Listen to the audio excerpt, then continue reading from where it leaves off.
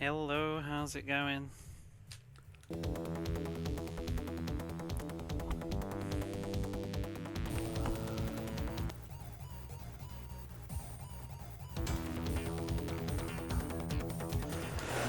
Right, okay. We're back to Lotus after finishing Tasmania yesterday, which was so much fun. We had a lot of fun yesterday, right? Tasmania, what a game. Very, very memorable. RECS, yes, we're back with the Lotus 2 RECS.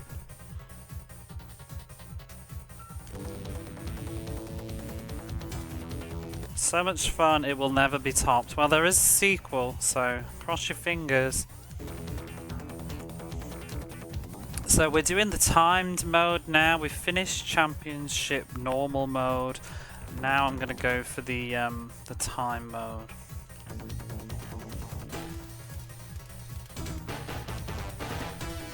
But yeah, how you doing? How's your week going? This is gonna be my last week on Twitch for this year, I think, because I'm getting closer to my Christmas vacation. Holidays, whatever you want to call it.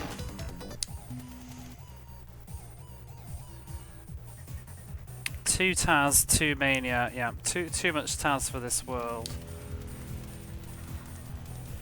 You know, I'm tempted to try the red car because just for the timed levels, because that mud level is kind of garbage.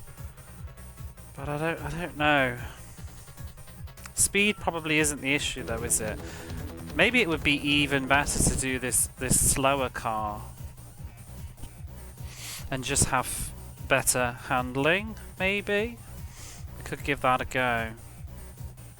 But let's start the timer and we'll get on into it.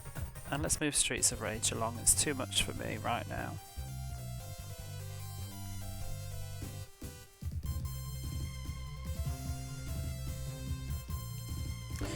Okay, let's go. It's probably going to take a lot of practice, much like the... I'm hitting the microphone with my fingers over and over again. Look for a small mark sticking out from the straight line of the dialogue window to see who's talking. The latest message will appear brightly on the screen. Ah. Can't remember what that's from. Okay, I had a little go at this. Wait, what's accelerate? Okay. We had a little go at this and it didn't seem too rough, and then all of a sudden like one of the courses was awful. Handling on this is better, but the top speed is pretty terrible. Ooh.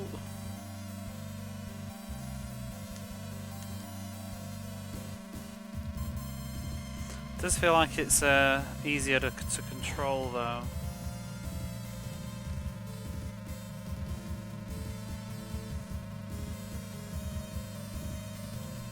I was very, very tempted to start Taz Escape from Mars today. I really had to restrain. I want to beat my childhood copy though, so that's why I'm holding off. But it was really tempting, especially because of all that talk yesterday from people being like, oh, Taz Escape from Mars is worse. But we'll see. I went to bed last night and I woke up this morning and I do feel like I was overly harsh on Taz yesterday, but I still think it's rubbish. But I think maybe it's not a 2, maybe it deserves a 3, or maybe even a 4 to be honest, because it sort of does exist as it's a game. It's kind of finished, you know. It functions to a degree, it's just rubbish. Like, I think its intention, it's like realizing its intentions and it's just not very good.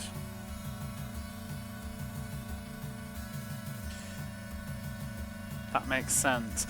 It's not bad because it's kind of not working. It's bad because it's just been very badly designed. At least it didn't linger. That's the best thing about Taz and some other games like that, to be honest, are the ones that don't take years and years and years to finish. Looking at you, Lotus. Handling on this car is crazy. Like, the wind is barely even an issue. Really making this level easy goings. Who'd have thought all that sass I gave the other cars? Maybe this is the trick to this course.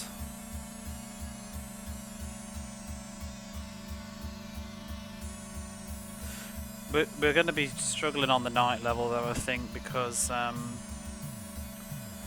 sure I was very tight on time on that level, like by like 2-3 seconds, and if this car is significantly slower we could be in trouble. But making just total breeze through this all the time in the world.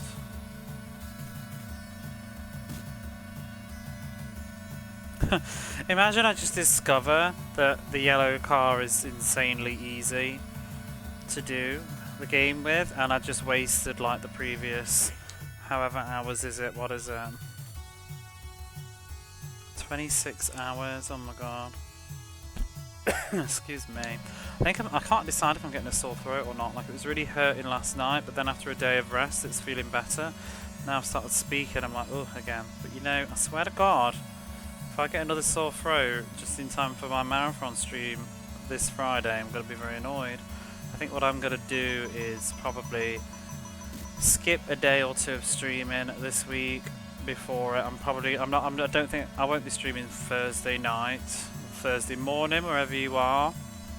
And maybe, I don't know, maybe tomorrow, because I've got to get my hair cut, so I'll be getting home rather late. We'll see. I think Thursday there'll be definitely probably no stream, because I also need to do some adulting. It's awkward though going home, because I don't know I need to get ready. Like, there's not very much to pack because I have things at my mum's. More just taking food and gifts and things for people.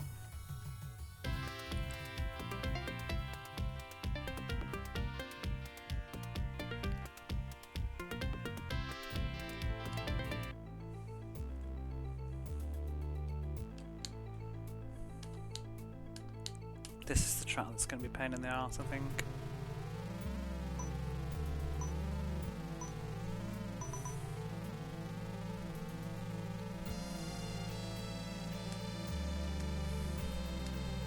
Ooh, the handling on this baby. And you let go of that acceleration, weaving through the cars.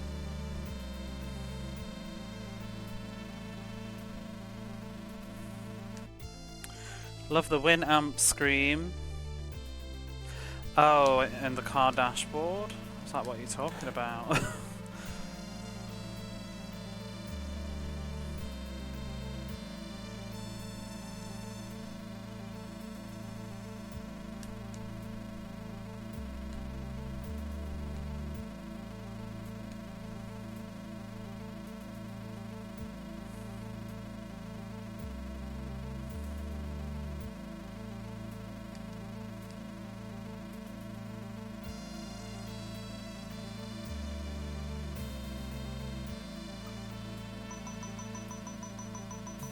Need to also decide what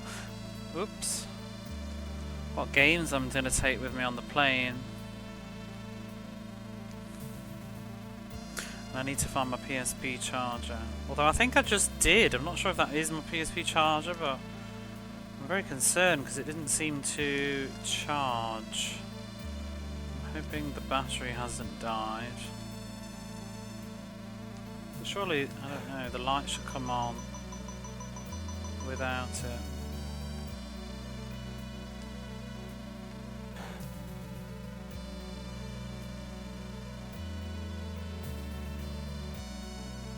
This music, can we like lighten it up a bit? Oh, it's very Texas Ending theme. That's better.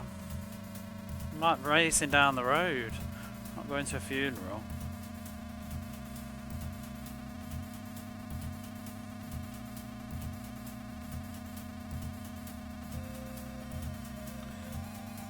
Pocket. You know, the signs that tell you whether the bend is, they tend to be a little bit too late.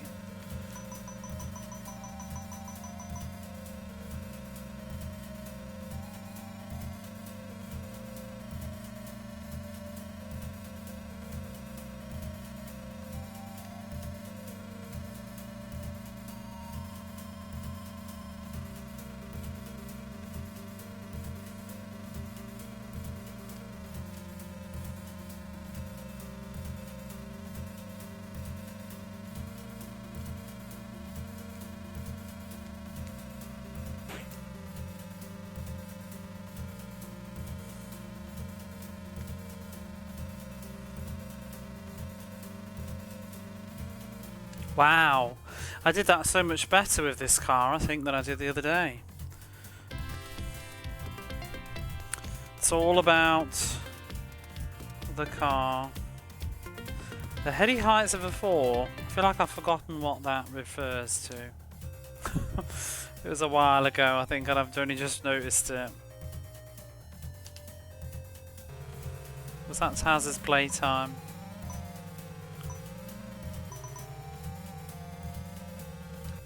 It was the Taz score? Oh, yeah. Well, we can't be unreasonable.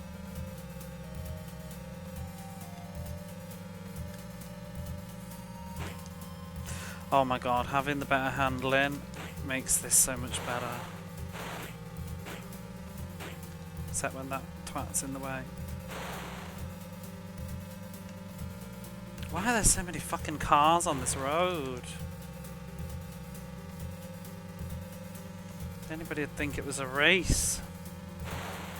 It's not, it's just a time attack. Car's weaving like an horse. It's actually quite crazy the difference that it's making. Even though it's slower, the handling is just making me able to drive a lot better. Oops, I'm not. Get away with some very, very sharp adjustments, which is good for getting through the traffic. But this is the course that I couldn't do with the other car. Because it's very slippy. You can't see the bends. And you get stuck behind a car and that's it.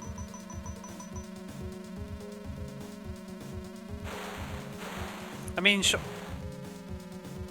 surely they've tested the game and it's possible to finish it with all 3 cars. Surely, right? I don't know with some of these devs, you know.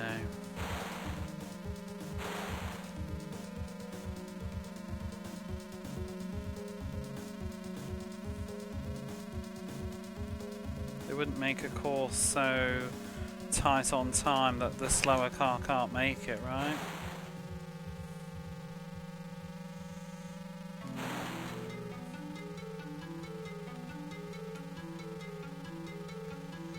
Bloody cars are back at the worst time.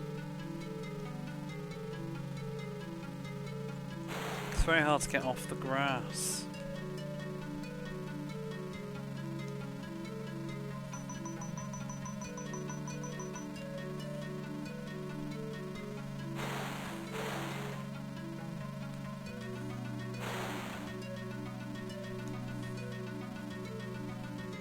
Oh, he had to move right in the way.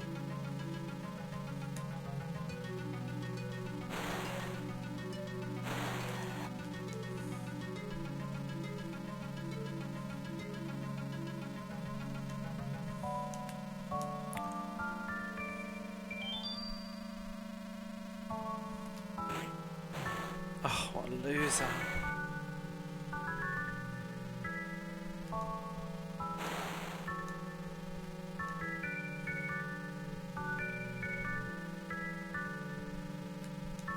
Can't see the bends because we're going uphill.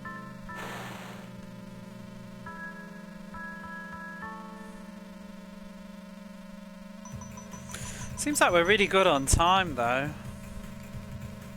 Yeah.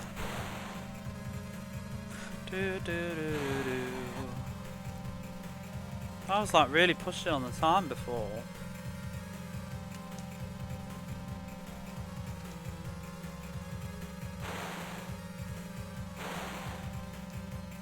Oh, hello Jason, how are you? Although I did see you were there earlier. Oh. Oopsie.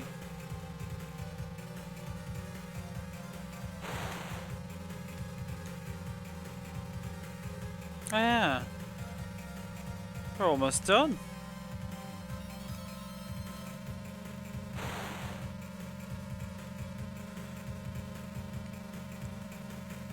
Am I playing the same game? Like night and day difference. I couldn't even finish that 2 days ago. 30 something seconds on the clock. Feel very tired. I'm not on easy mode by mistake and haven't noticed, am I? 4 out of 10 races. No, this is right. Oh no, the highway's back. I don't know how we do the highway. Should we drop a save to practice just in case it goes tits up? Was the highway on this one? I can't remember if we've already done one. No, it was real irritating. Oh, the handling's really going to help here actually, because you can make some tiny little wiggles. This was a nasty level on the previous game, but it was also a really cool level. Yeah, having this handling here is going to be what makes the difference. Because I don't want to have to go in the left-hand lane, to be honest, which is the easiest way to get past stuff, but it's also really dangerous. Oh my god. Oh! Just push that car over there.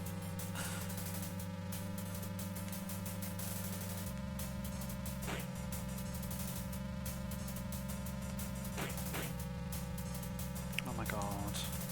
Horrible. Fuck it. Oh, beep yourself. What was that? Are they beeping at me? That's mad. Beep beep.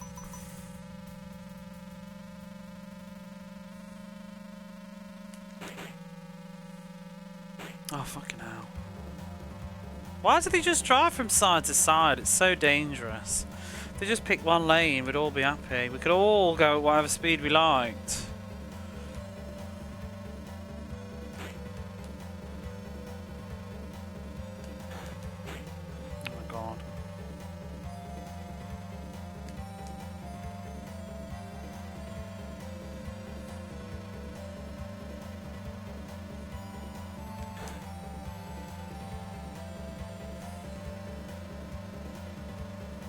Putting it fine on time again.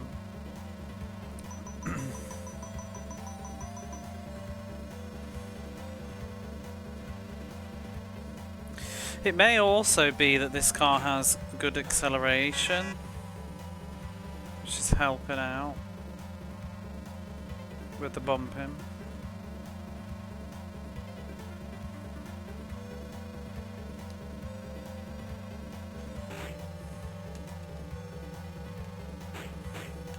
God.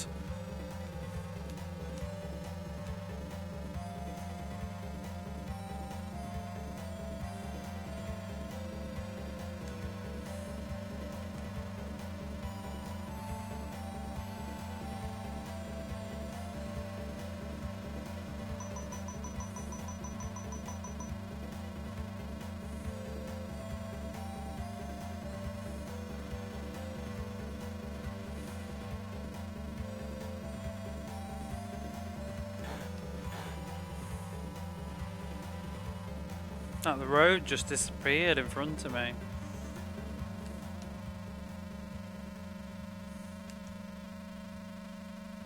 Why are the courses so long though? How many laps is this? I'm not ready for this track at all.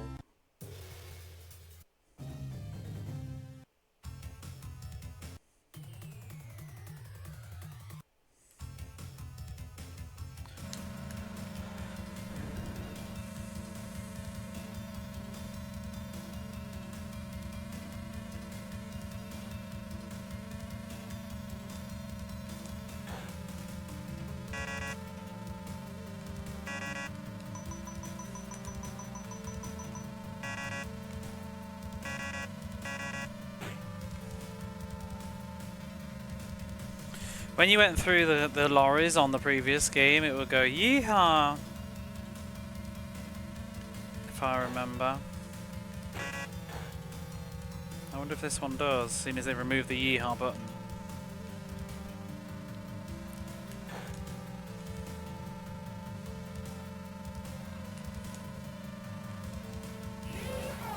Exactly.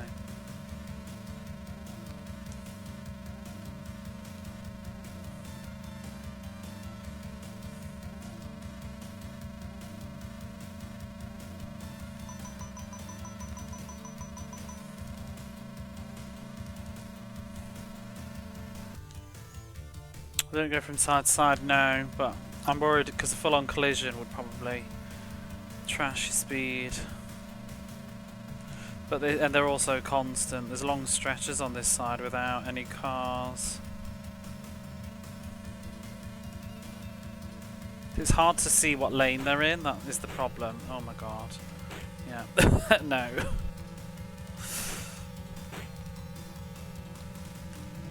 Oh, fuck. That was a really rubbish lap. Hopefully we've got enough time under the belt that it doesn't matter, because that was terrible. It seems like we're doing really well. I really do think it's the car. It's funny how it works.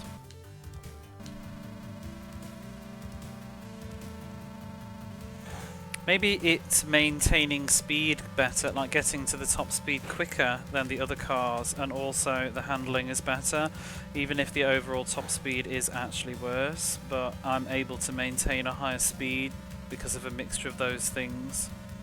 Because I feel like I'm really kicking these courses' ass right now without... I mean, obviously, you know, I'm pretty much a Lotus veteran at this point. I've played an awful lot of this game and the previous game and this genre in particular lately. So, you know, I'm not terrible at it, but yeah, it's feeling a bit low effort at the moment. I'm very used to the handling of the cars. Boom. Oh my god, I thought he was going to change lanes. Oh.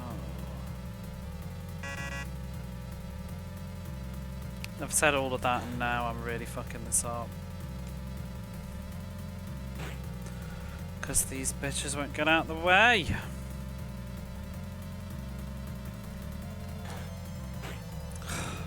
Clipping a telephone pole ain't good. Oh no, this is too close.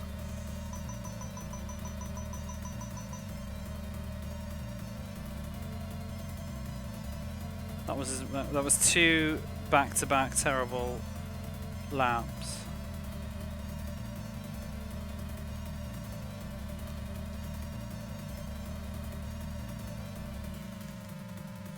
Oh, it's very misleading. I thought those poles were on the other side of the grass.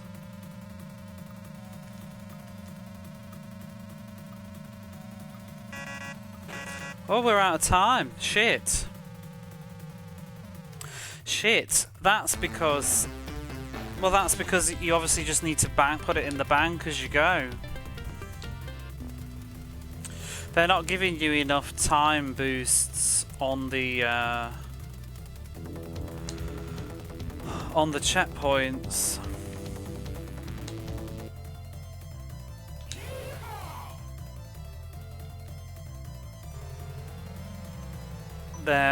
They've given you too much at the start. Gold car, gold run.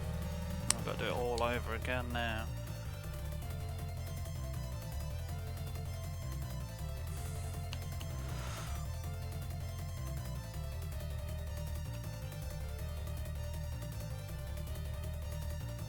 I need to get my feet up. Oh, there we go.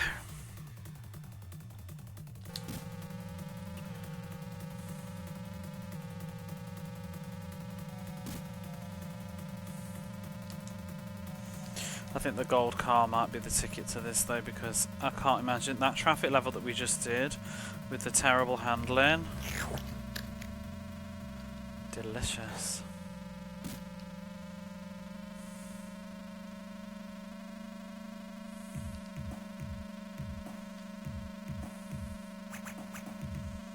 German.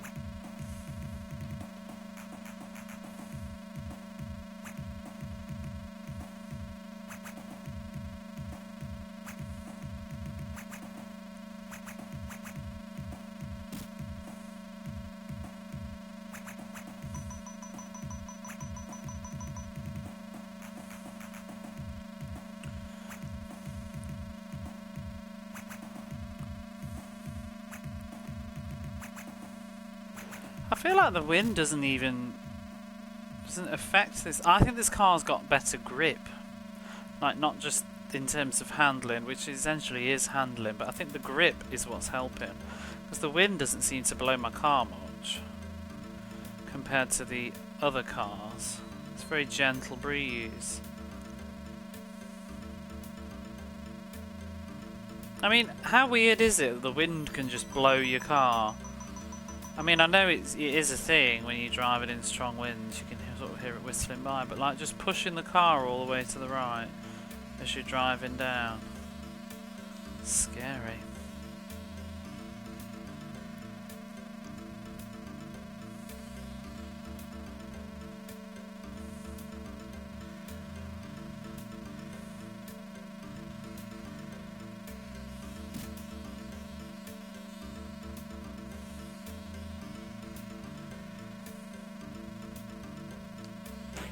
Oops.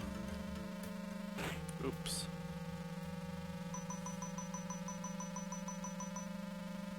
Maybe the wind actually pushes you more at slower speeds.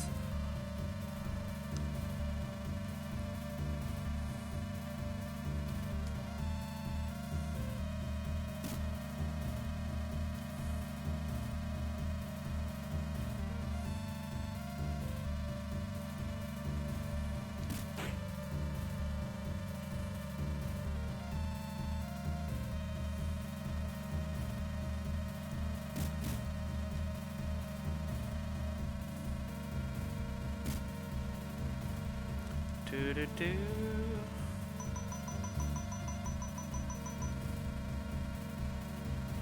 What will you be playing next, Jason? Oop.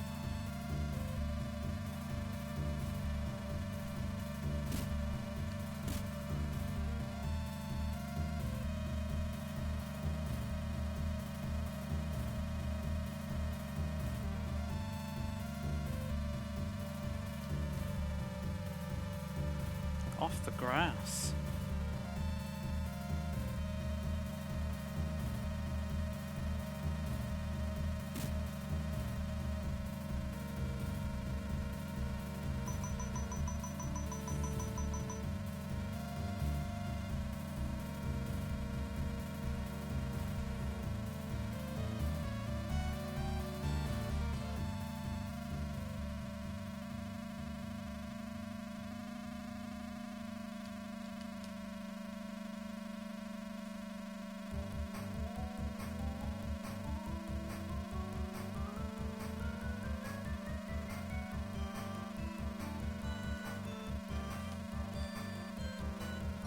I was watching a YouTube video today about Mega Drive.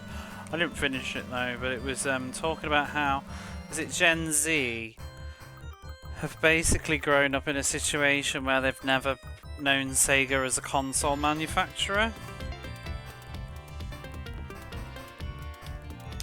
And it was like looking back at all their things. Hey Smudgy, how are you? Like arcade games that they made and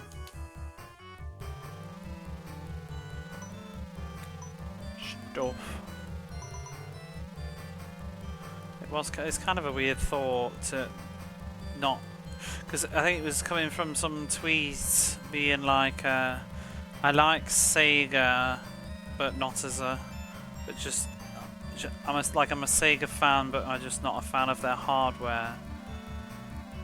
So I don't know. For me, it's kind of weird to think about Sega and not think about their legacy of hardware. But I guess if you were younger, then you won't really know them in the same way.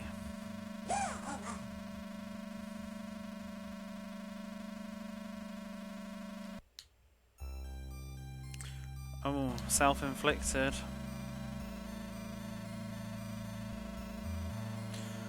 Not very well. Sounds like it's your fault.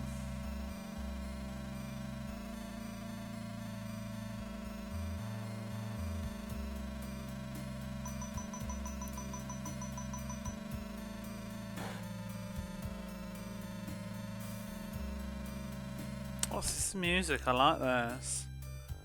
Lord Monarch.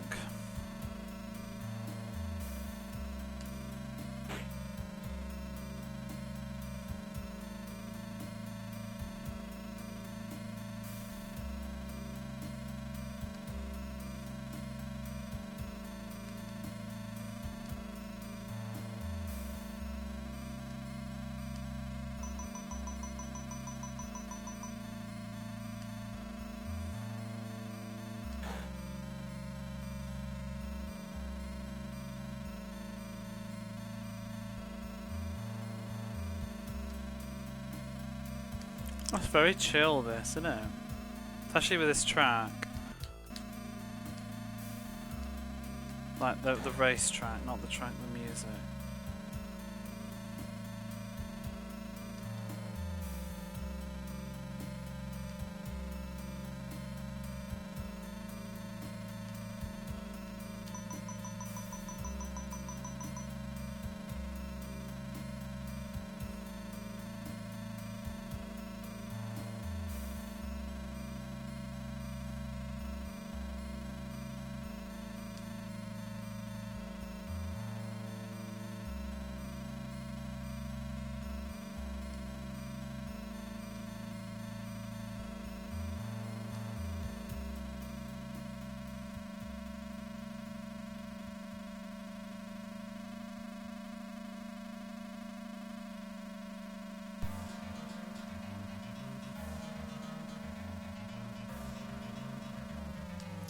Yeehaw!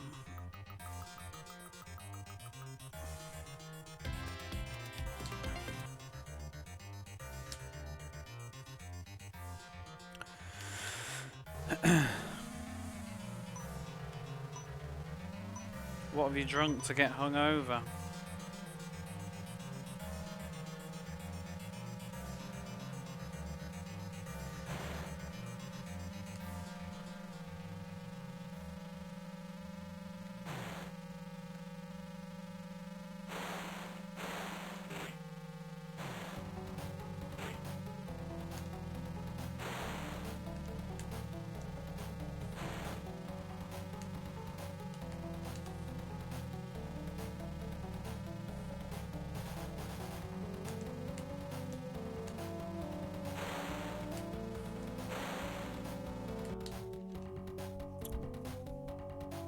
Check beer. The price wasn't. Oh yeah.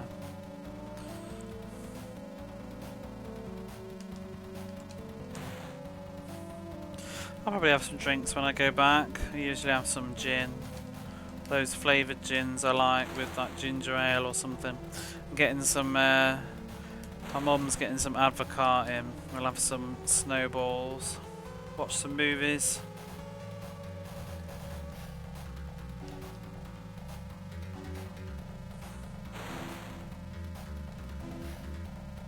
I need to think about Christmas films soon.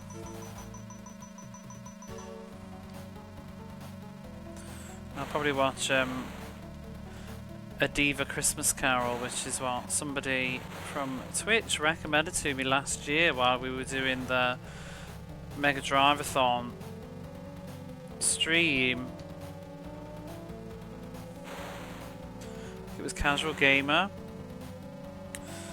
Recommended me a very, I think it's called A Very Diva Christmas Carol. It's got Vanessa Williams in it. I watched it last Christmas. I'd never seen it before. It's obviously just a very, it's a modern take on A Christmas Carol with a diva superstar. I really enjoyed it though. It was really good. So I think I'm gonna make that a new staple. I might see if I can introduce it to some friends this time if we can get it up on the TV thing. I'll just try and get a DVD of it. It's one of those TV movies. You see, that was really good. I liked it. It was really silly. Because it's also, you know, the modern kind of thing. So, you know, like the Ghost of Christmas Past. Or the future. No, the future. You know where Scrooge sees his own future where he's dead or whatever in it. But in this modern one, and because it's like pop music and stuff, it's like, I think it's VH1's like behind the music and people talking about her after she's dead.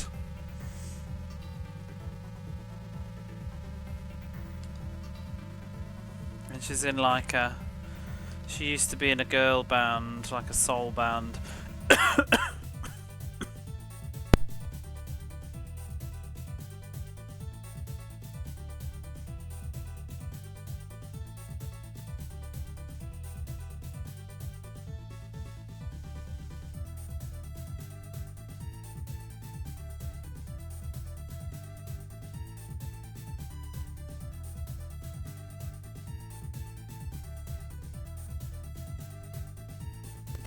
Excuse me while I just choke. for no reason. Like, I don't even know what happened then.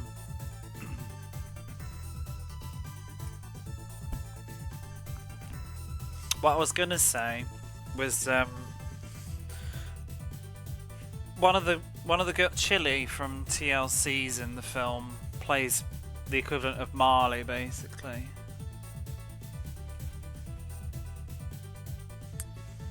We're Marley and Marley. Whoa! Wait, what's happened to the sound? Or did I do that? Oh, I've done that. It's sound not for you. It's the sound for me. I turned the mic back on. Yeah, okay. Because the thing that I clicked to turn the mic on and off on this headset is also got the volume dial on it, so I think I hit the volume.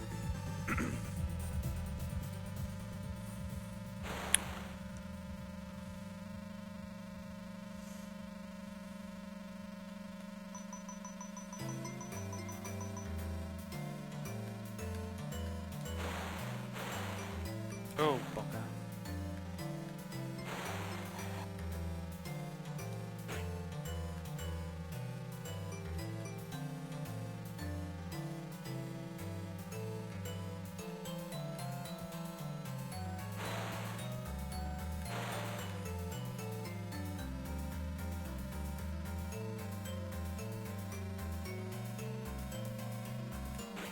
Oh.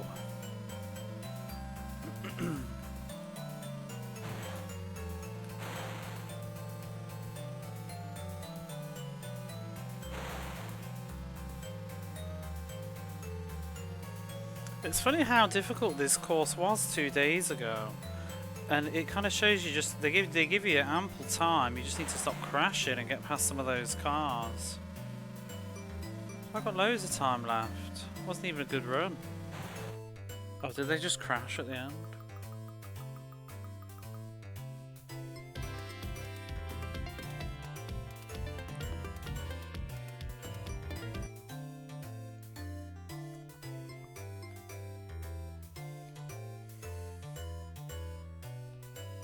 See, now why does this have to be 9 laps? That's what I ask you.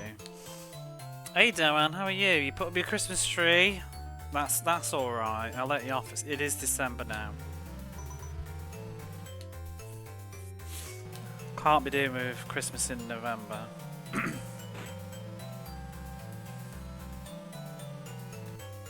Need to put the tree up. My mum usually puts hers up on around the 12th. She does the 12 days before Christmas thing. Can we not just drive in the middle lane?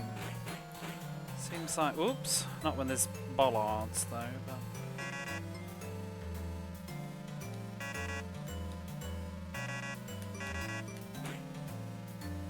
Outstanding. Oh, for fuck's sake.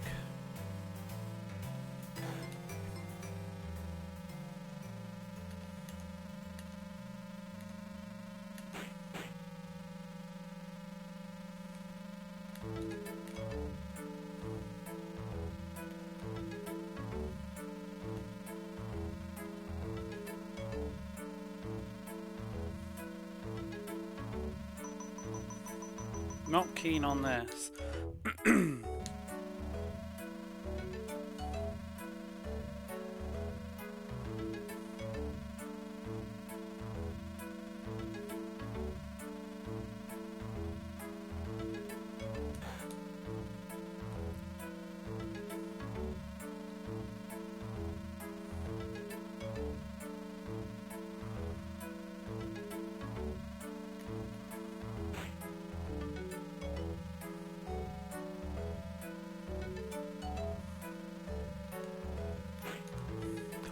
These two fucking cars. They're too close together.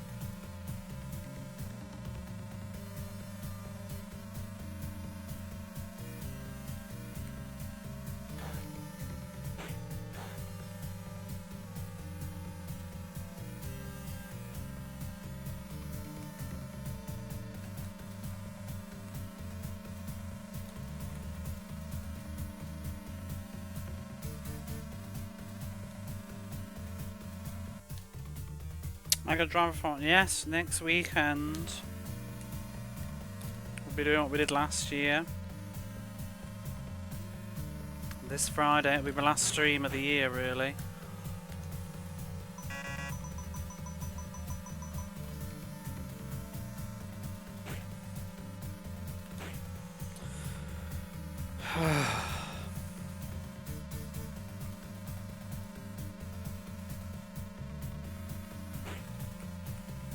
This course is too long for this bullshit.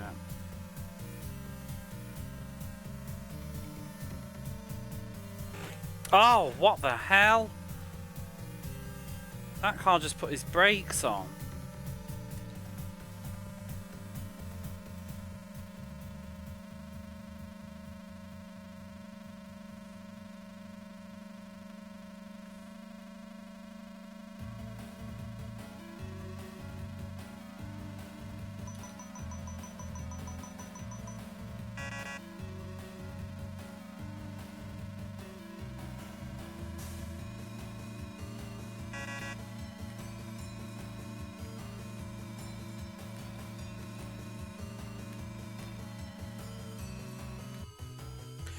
This word back and forth, I have no idea, Frank. If they would just stay in one lane, we could all just drive at whatever speed we wanted.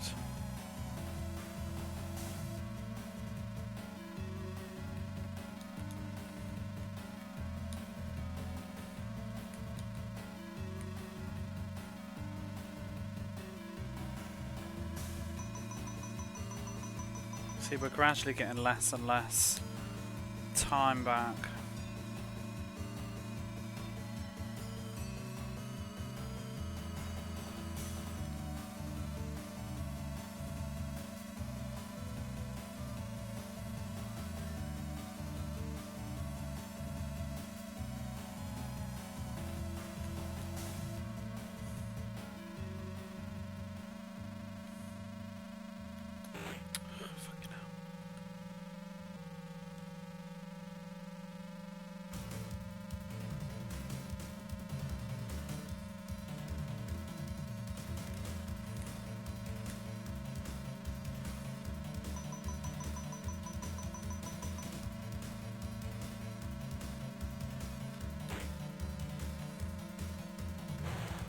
Straight into that lorry.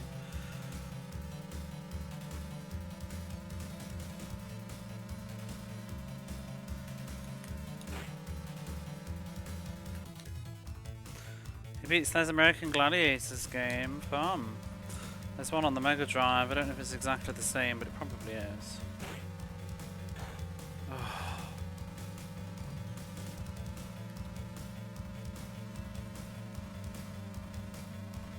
I beat Tasmania yesterday, which is not the same game as the Super Nintendo one. That one doesn't look very good either.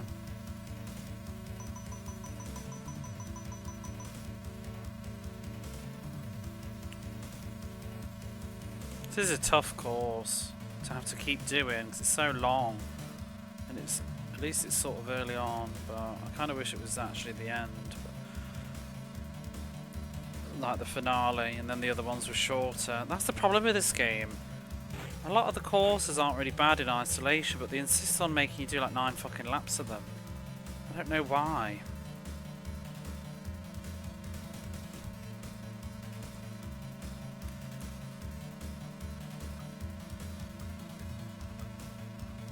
Not gonna make it, you bastards. Oh!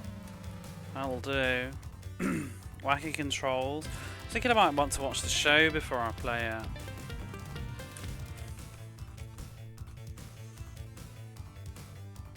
I used to watch the UK show, but I don't know the American version.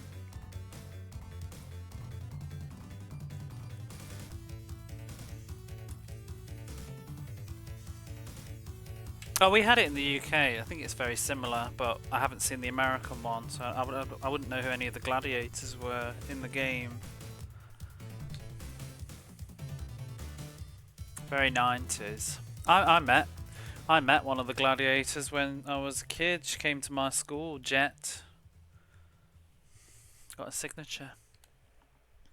Used to film in Birmingham.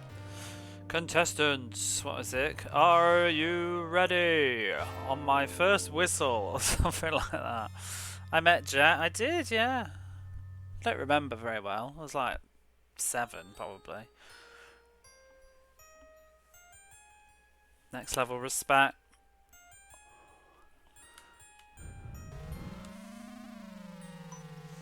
I used to watch a lot of Gladiators. I always wanted to do the assault course at the end. It looked fun. What is with all this traffic? Oh my goodness.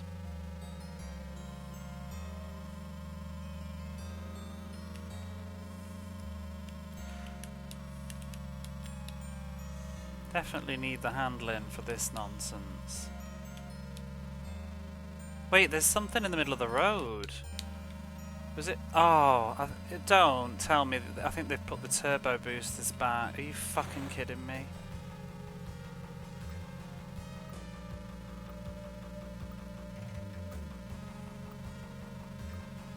I think I was missing them. I think there's turbo boosters. Why would you do that? Why wouldn't you explain?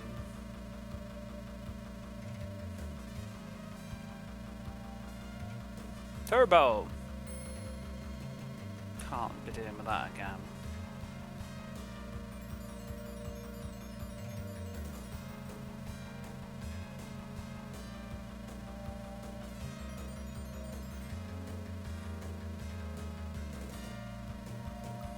I think it looked like it anyway. It's very tight on time. Extra time! Okay. So we need to be picking that up. Wolf power. Favorite American Gladiator was Siren. I think, did we have some of the same names? Did you have the Wolf? Did you have Wolf and Gemini and Cobra?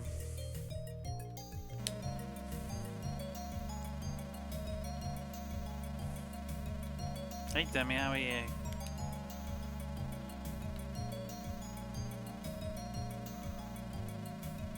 There's the one called...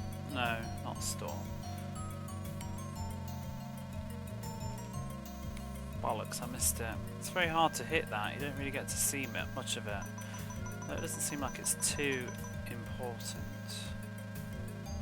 Oh my god. I keep missing them! No! This is so harsh.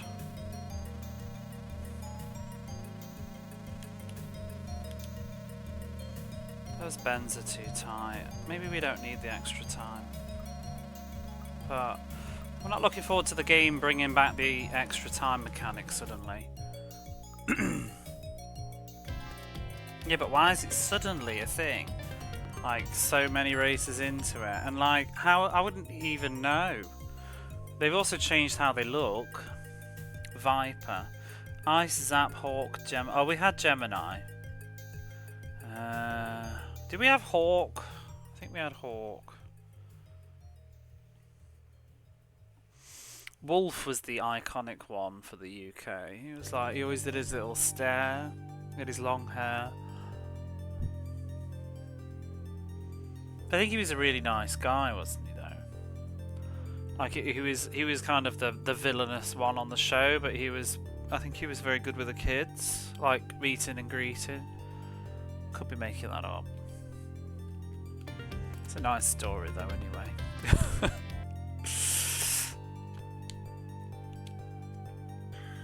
Oh, why must we have a future stage every time? 11 kilometers? How long are these laps? Oh my goodness.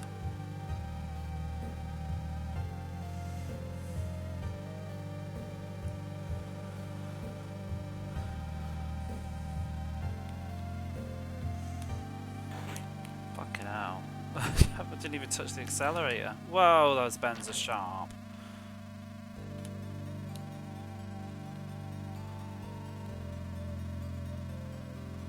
I love the perspective. I can't even see where we're going. Car's overtaken me somehow.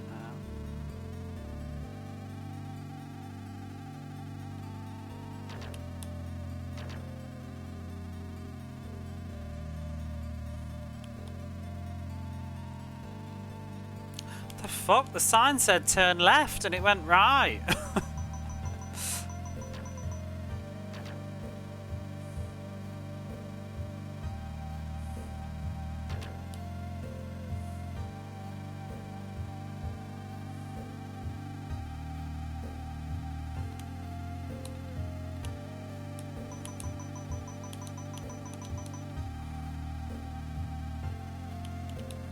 God. Oof.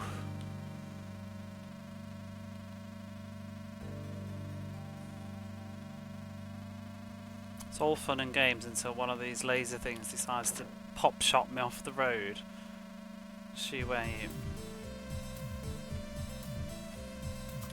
Dooby dooby doo, dooby doo doo doo doo.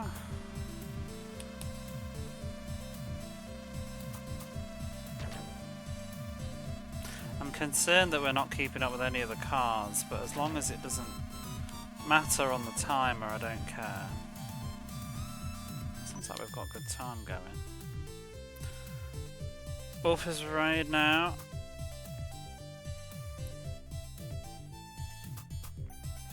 Goddamn magical hat. I like magical hat. Well, a little bit. I prefer it to Decap Attack, but that's because I've got no nostalgia for the Decap Attack game. Except the comics.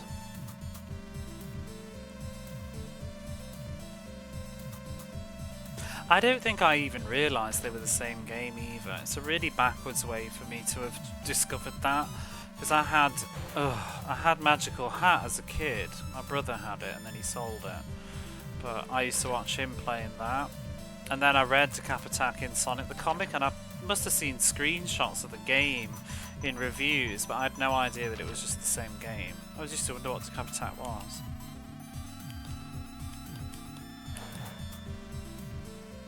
We've chucked the head.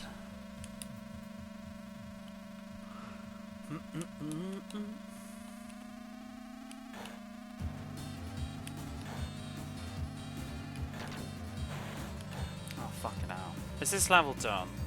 Thank God. They were good.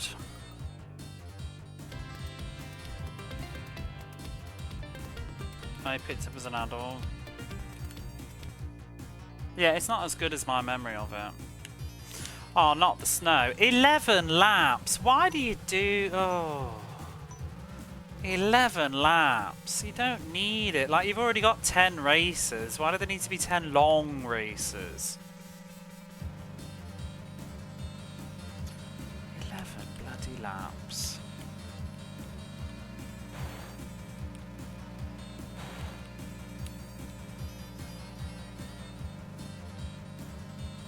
"11 laps of snow hell" as well. Oh my goodness. They're not even short laps, are they?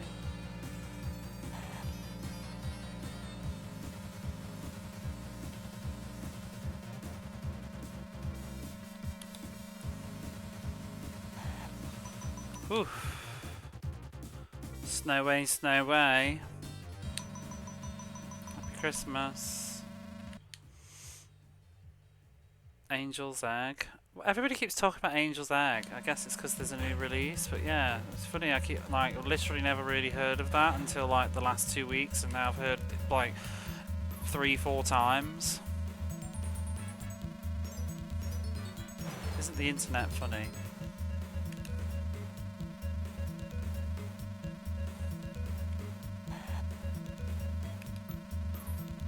Because it's not new.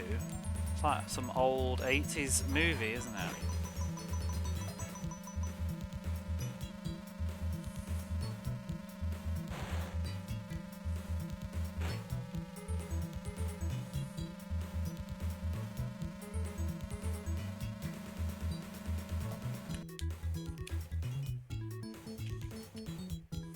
I've heard people say, I've heard it's supposed to be quite good, influential or something. Weird. Oh, do you know what? It's not. Is it that Hideo Kojima's tweeted about it recently? I've got a feeling that might be what it is that set everybody off about it. I think he did, and that's probably made everybody want to watch it.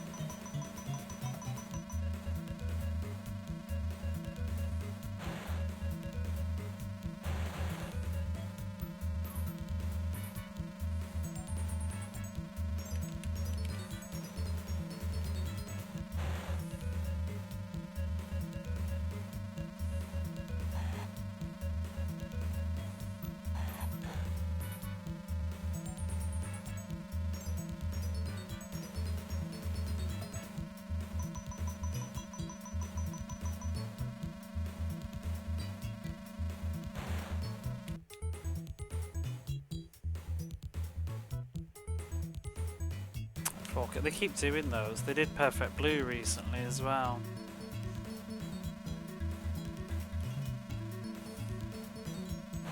I've never really been interested though. I know some people do it, like my brother's done it and stuff, and I know a friend here that does, but I've never really been bothered about going to watch a movie at the cinema that I've already seen, like a restoration or something.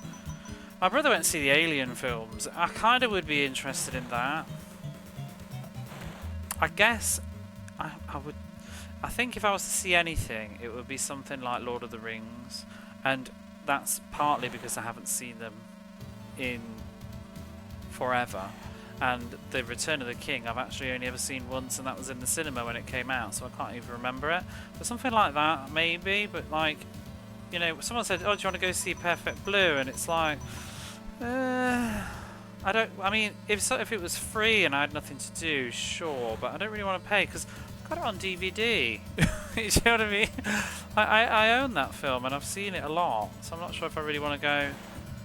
I don't know, to watch it again. But I guess it depends on the film. But it's certainly a popular thing to do. I know people that do it. I mean, I think it's really great for people like... I mean, one thing my brother did is he would take my nephew, so there's that incentive. It's like introducing somebody who hasn't seen it to the film in a really cool way. Alien, I think I would enjoy Alien on the big screen, but I would also want to have not seen it for a while. That's the problem. I would want to be in a position where I can't remember the film, so... Yeah, seeing something like that, or you know, like I've never seen Total Recall, like seeing that in the cinema or something. But I also hear bad things about these 4K, 4K remasters. Sometimes aren't they a bit like not the true stuff? You've got a monthly pass. See it, yeah. I guess if you've got a cinema pass, that's also worthwhile. I'm looking forward to seeing Wicked 2 next year. It's just come out everywhere, hasn't it? Japan won't be getting it until March though. But I will wait because I went with my friend. Last March we watched Wicked Part 1 and it was wonderful. And so we both vowed again that well, he's staying in Japan, but last year we went back to America, so we both made promises that we wouldn't watch it while we were back home, even though it was out. We would wait and watch it back here. So we'll probably do that when I get back next year. That was lovely. I loved seeing that at the cinema. I haven't been to the cinema for forever as well. I usually only really like to go to the cinema to see a film that I feel feels cinematic, like big and epic. I don't think I'd really bother. I'd never pay to go and watch a rom-com now at the cinema. When I was a teenager, you know, I watched some stuff. I saw 2 Weeks Notice at the cinema once, but only because friends were going. And I saw what's that film with the guy from The Social Experiment in?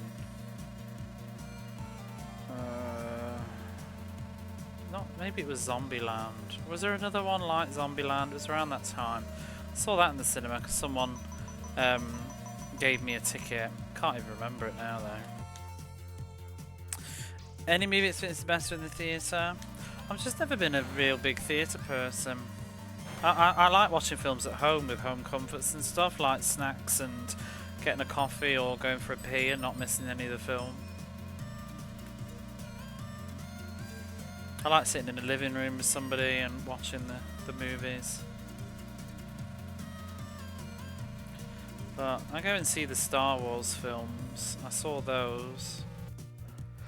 The only one I ever saw was a Han Solo. Aliens 4K was bad. I watched True Lies recently on my phone. Before I streamed the game. You ever went and regretted it? Really? I did. I've regretted a couple of films. I saw Pirates of the Caribbean 3 at the cinema and I regretted that.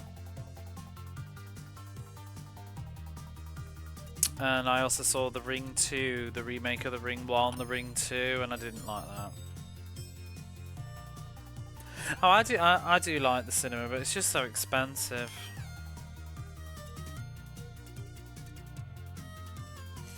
Oh no, not one of these. Only 3 laps though. I'm gonna save so that we can practice this one if it goes bad. Yeah, I watch stuff on tiny phones. My friend's got a really big TV now though, so watching films over there is a real treat. Top Gun. You know, I wanted to see that actually. I did want to see Top Gun Maverick, but I didn't in the end. I'm not a huge film person though, to be fair. Right, what am I doing here? Wow, wow, wow. Fucking epic racing game where you have to queue at the fucking roadworks traffic lights.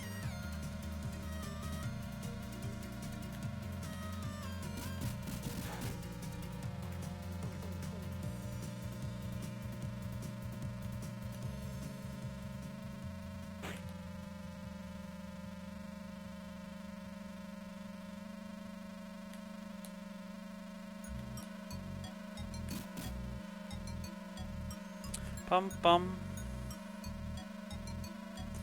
Bum bum bum. Oh my god.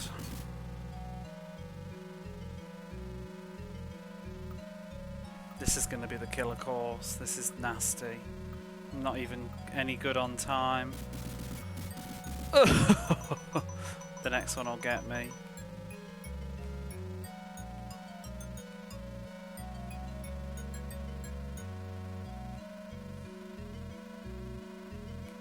Bum bum bum bum.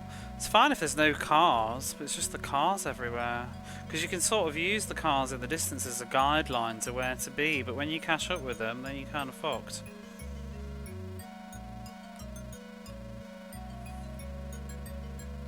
I hope they keep this speed, because following them is making this much easier.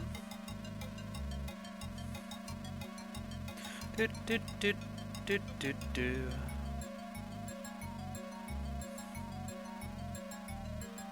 Oh no, we're taking over. Oof. Stay in the distance, please. You get a cat on your face. Don't do as often as you like.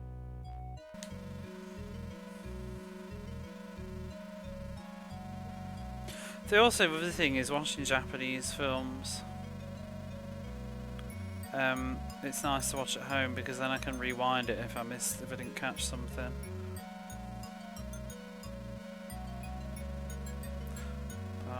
Oh! Bugger.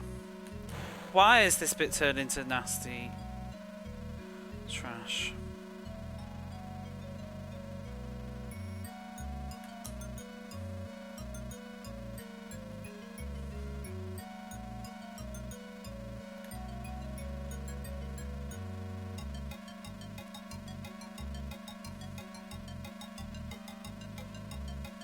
Oh, come on.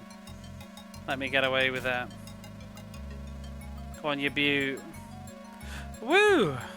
They sort of compromised on that, I think, like, with it being a bit meaner. Catsko, where do you watch movies at home? Do you go to the cinema very often? It's just the price these days, I think. I don't know. It's definitely expensive. There's another thing.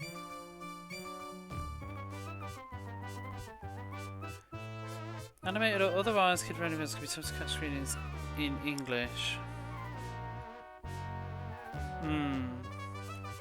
Yeah, usually.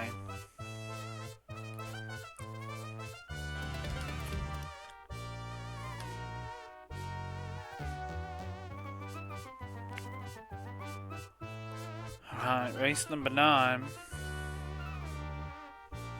I've only seen... I'm trying to think what I've seen in Japanese. I think I've only seen one film in the cinema. I saw a film called Usagi Drop. And it was just because someone gave me a ticket and said, do you want to go? And I said, alright then. That was a long time ago. It was like, probably when it came out, like 2011 I think that was. But that was a nice feeling to go to the cinema and watch something. And I felt like I followed like pretty much all of it. that mattered.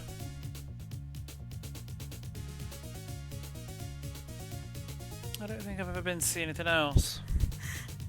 I watch English films here, but they're always subtitled. Which can be a bit annoying because I find I'm always reading the subtitles and judging the translation.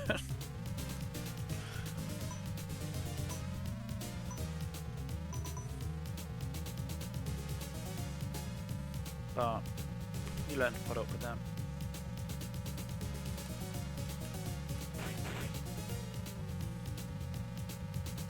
Well, this is one where you have to drive in the middle to get the top speeds.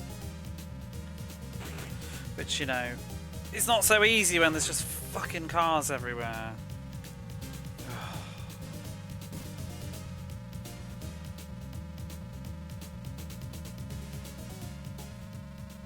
The ridiculous amount of cars they put on these tracks.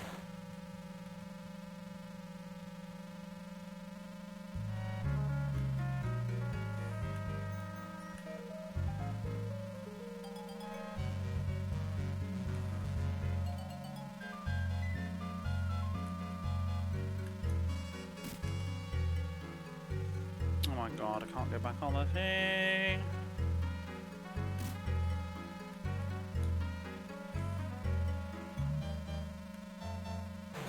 Oh great.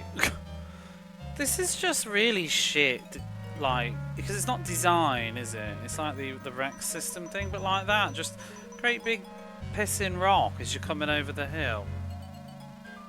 But like none of this is memorizable really, because it's so generic. I'm just trying my best to react.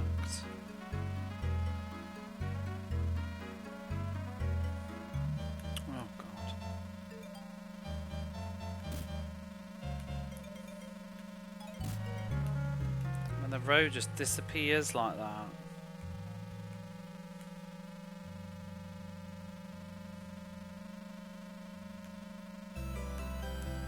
Like that. I can't get back in.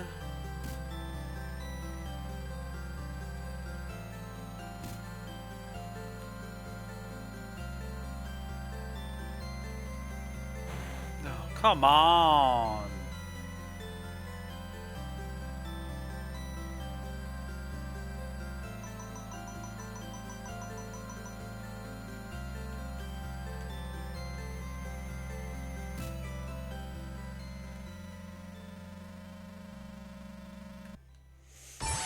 For the follow, we're spawned for cinema. There's an indie cinema too. I should go more. I do get some small showings on like Mondays. I think here sometimes they do like little things. They showed some horror films recently, like Pulse, a couple of 90s, 2000s horror films, which would have been kind of fun to see. Like,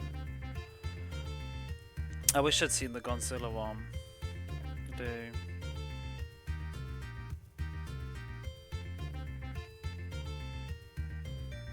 Oh, hello, Ted.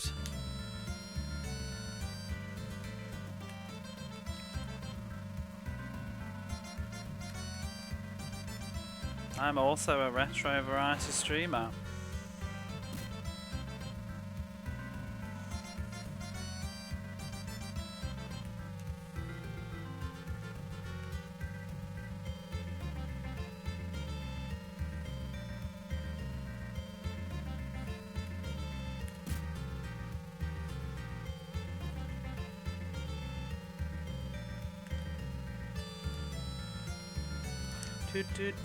Do.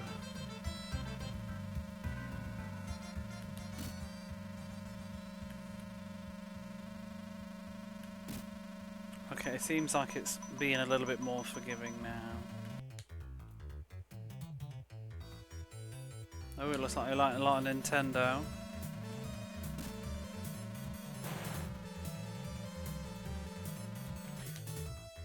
Rover. Yeah, you know at the end of every stream I bow to a picture of the king. Up in the boxes.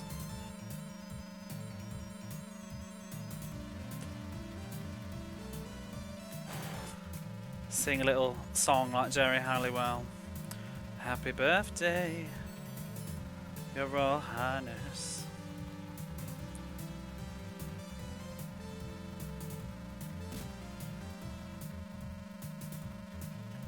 God, there's a real age bracket of people that will understand that. What a time. Like when, do you remember when Jerry Halliwell's boob fell out at the Brit Awards, but it wasn't on the televised night? But I remember everybody wanting to see it when I was in school, like all the boys. Because there was like 2 evenings, I think. One was filmed live and the other wasn't. And it was the one that wasn't filmed live where a boobie fell out on the stage or something in that iconic Union Jack dress.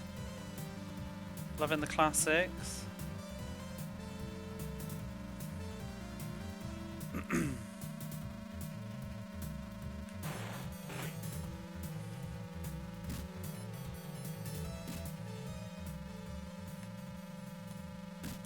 Goodness. Let's try and get back in the middle of the road.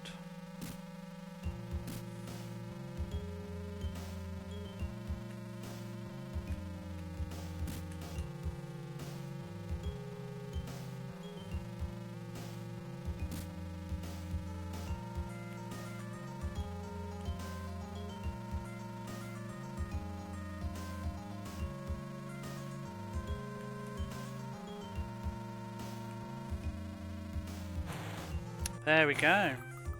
I want to Google it too, actually. I don't think I've ever seen it. I'm sure it was on the front page of The Sun.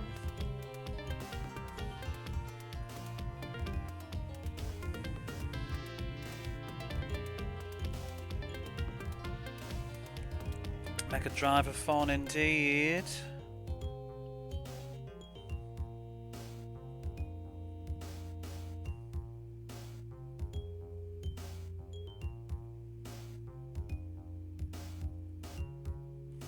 Will be.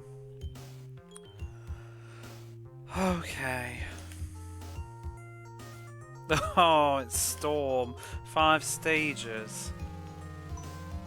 Can I get away with that? First time, please. That would be lovely. Thanks.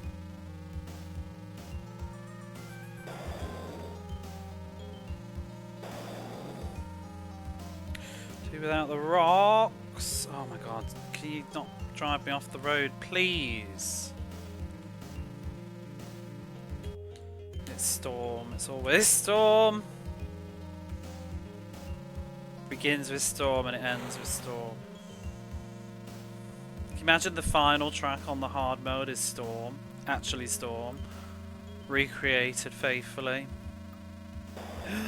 How tight is that? No thank you. Do.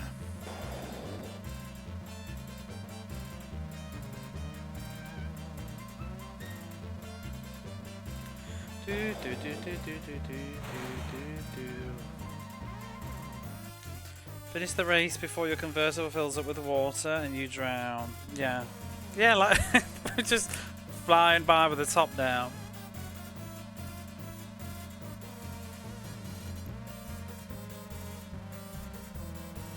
What game was this from? What, the music? This is Tiny Toons.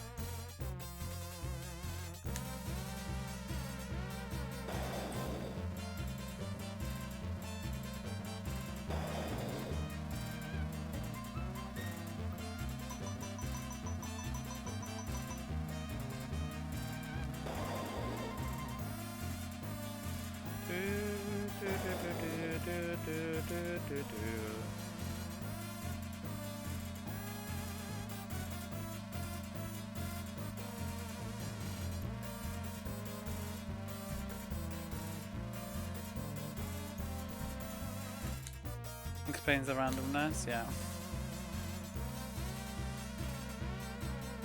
Also, it's made by Konami and they're obsessed with that horn sound, that on the Mega Drive, like most of their games use it.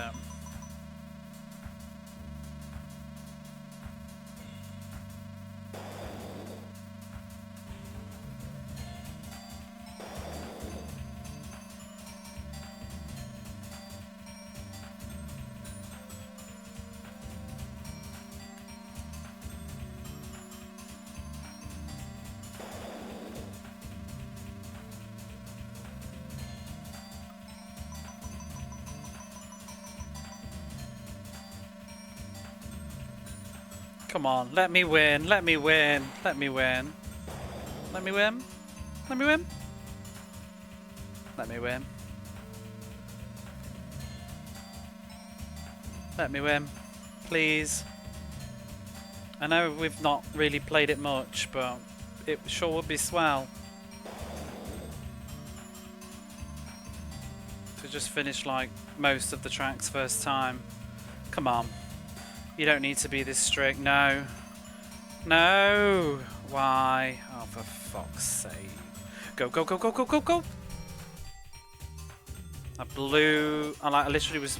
I can't tell you because I was kind of flicking my hand at the screen then. Like, just nudging that car through. Woohoo! Another mode done. That was lovely and painless. Let's keep that up. Look at my gorgeous medium level scores.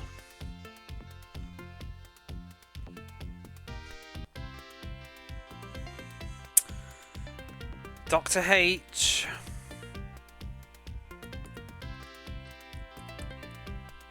Count it. Yeah, we're done.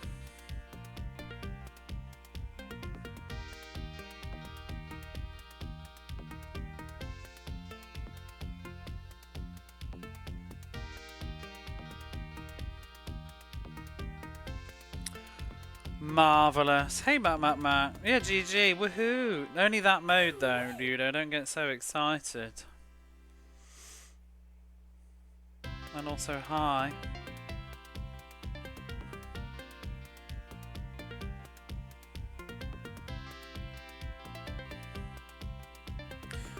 That's it. Now we're on to the hard courses. The timed ones really didn't seem bad at all then. We got these bad boys.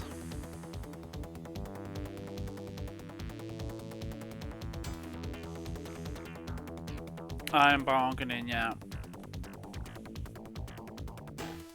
1/17 for the... No. We're, you do the math.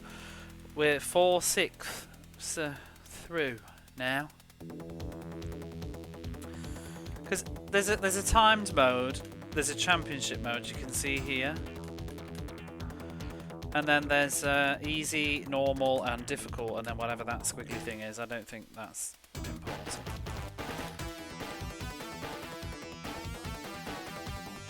Don't know how that works with racing games.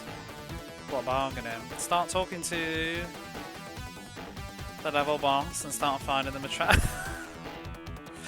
I mean, pull up to my bumper. Whoa, look at those lights.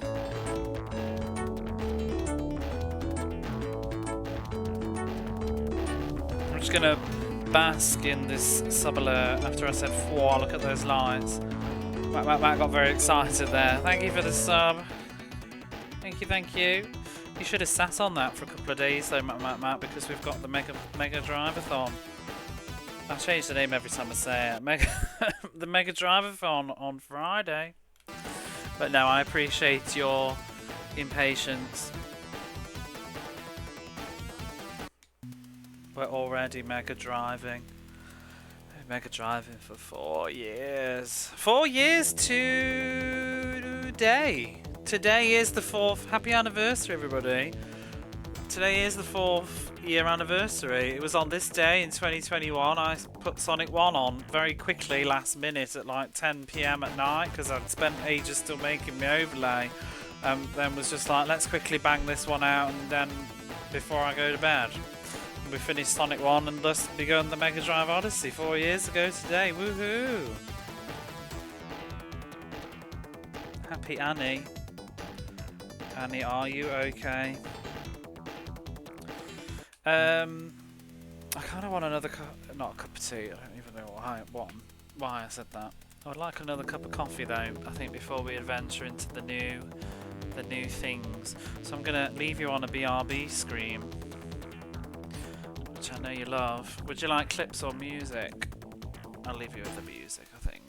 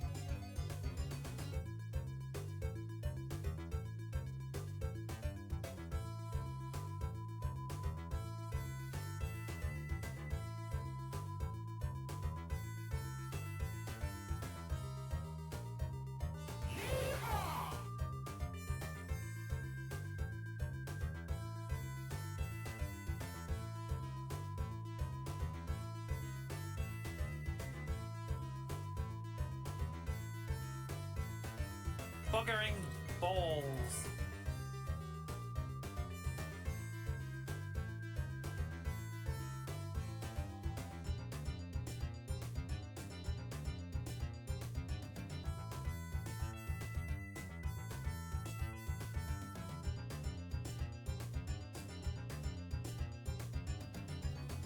Love 15.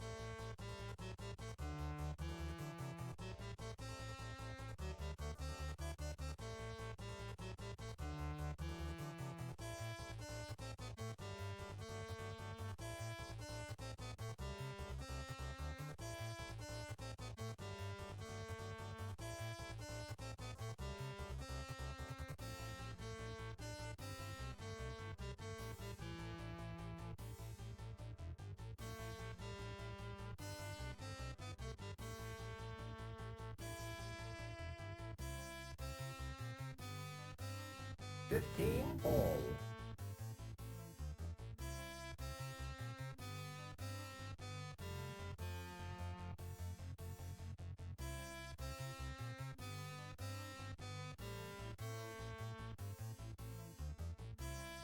Yeah.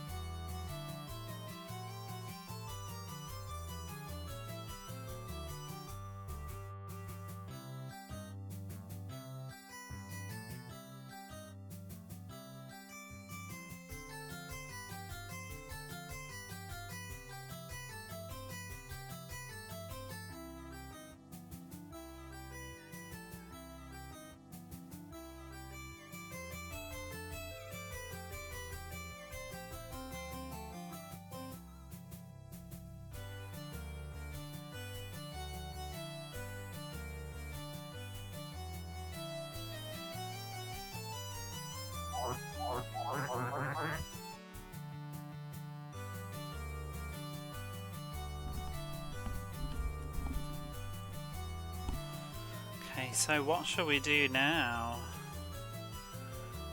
I don't know if I might just go for the hard timed mode next.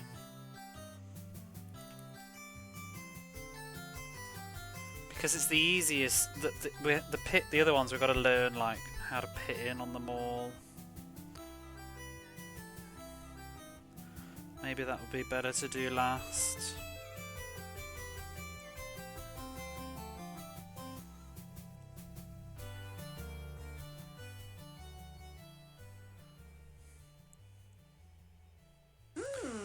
Did that not work?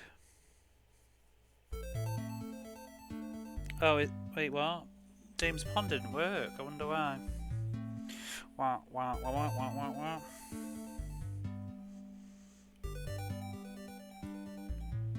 Okay. That one came up earlier actually, so I already knew, I'm afraid. That one came up at the start of the stream for some strange reason. Try again. Back off.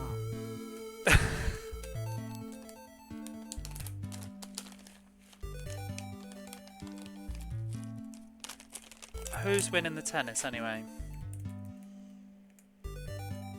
Set point.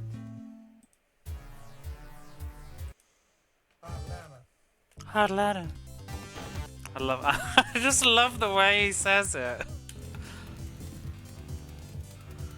Alright, let's go for the timed mode. Should I just go with the gold car again? Because it really did do us favours. I feel like a fool. Like, maybe we could have cut this playtime in half if I had played as the gold car. The gold car first. But yeah, we've got to do 15 races now. 15 races. No mistakes.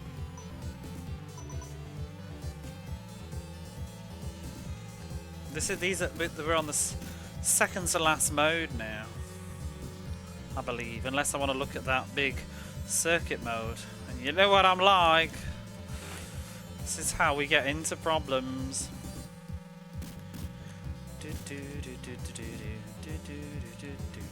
Is this not just the exact same course that we just did?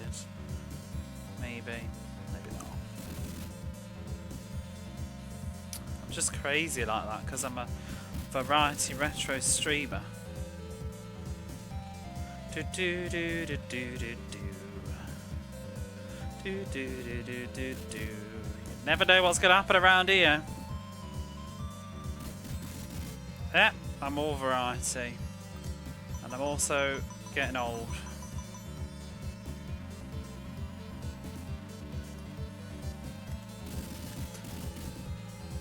Bugger. What does that say? Warning, slow.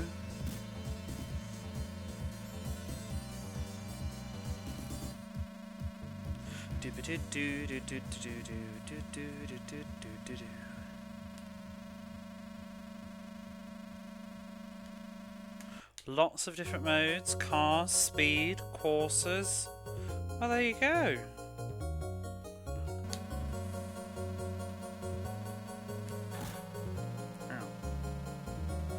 Okay, that's not too bad.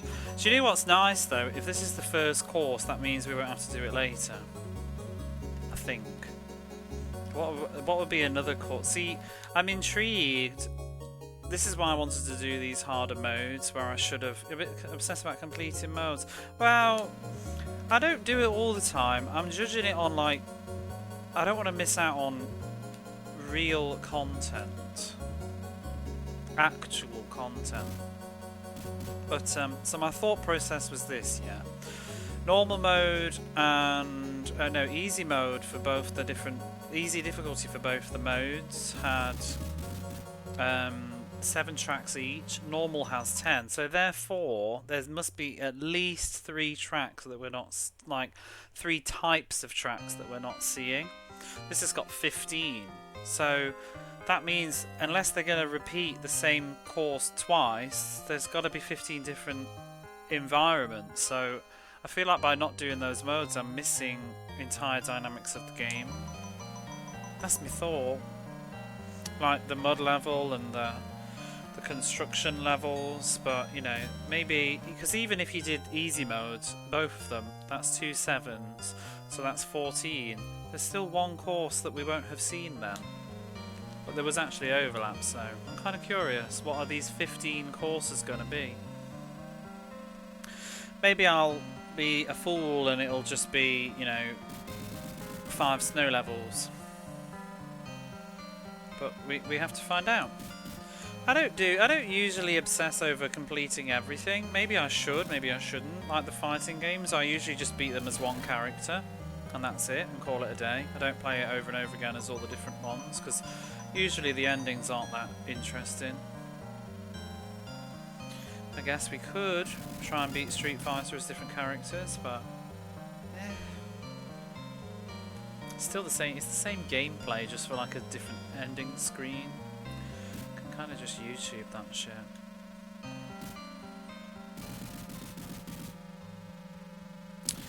Like, I finished World of Illusion only as Mickey. I do want to go back and do it as Donald, though.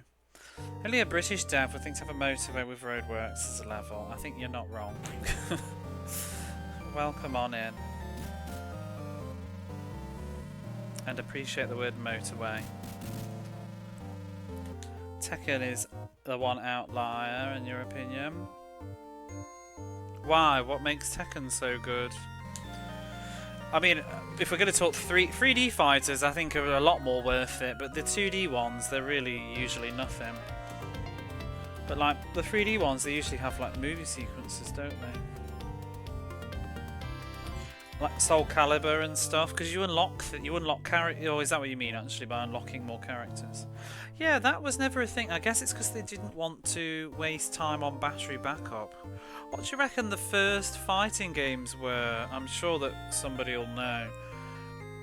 First fighting games that were using like having unlockable characters and things.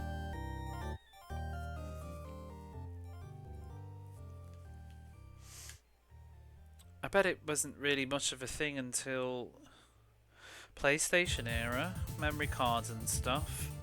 Because I mean, you don't really want to put a battery backup in your fighting game, it's just excess cost, isn't it? What fighting games do use backup?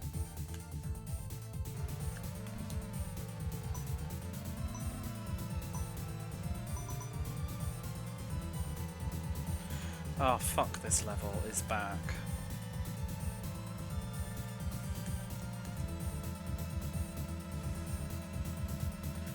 Bum, bum, bum, bum, bum.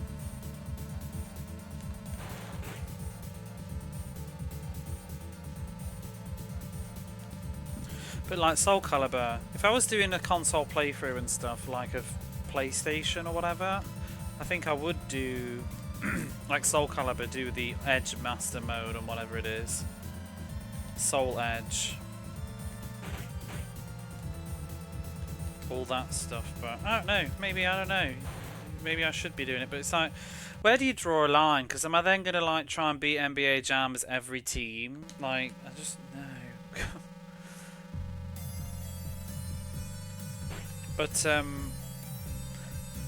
when I played Outrun, I did every course route, got all the different endings, which was actually worthwhile doing. I didn't know. If you haven't played Outrun, you actually do get a completed proper finale if you do all the endings. The game gives you an extra ending at the end of it where the game actually effectively ends, so it is worth it.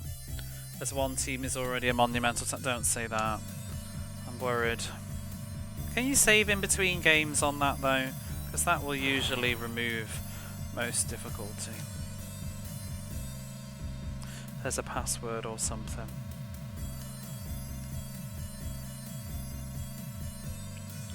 But when it comes to like the sports games and things, I usually like to just do one mode, and I like to pick the mode that is I consider to be kind of like the main bulk of the gaming experience. You can save and password, that's fine then. It's when you can't that I get upset. Like Joe Montana's football was pretty rough because I kept losing in the final and I had to start over again. There was no saving. Fortunately, it was only like 4 games, but it was still a pain in the fucking arse. Tecmo World Cup was the same way. That was really tough, and it took like over an hour to get to the end of it, and I always would lose in the semi-final or the final, and it was really, really frustrating. But now it's done.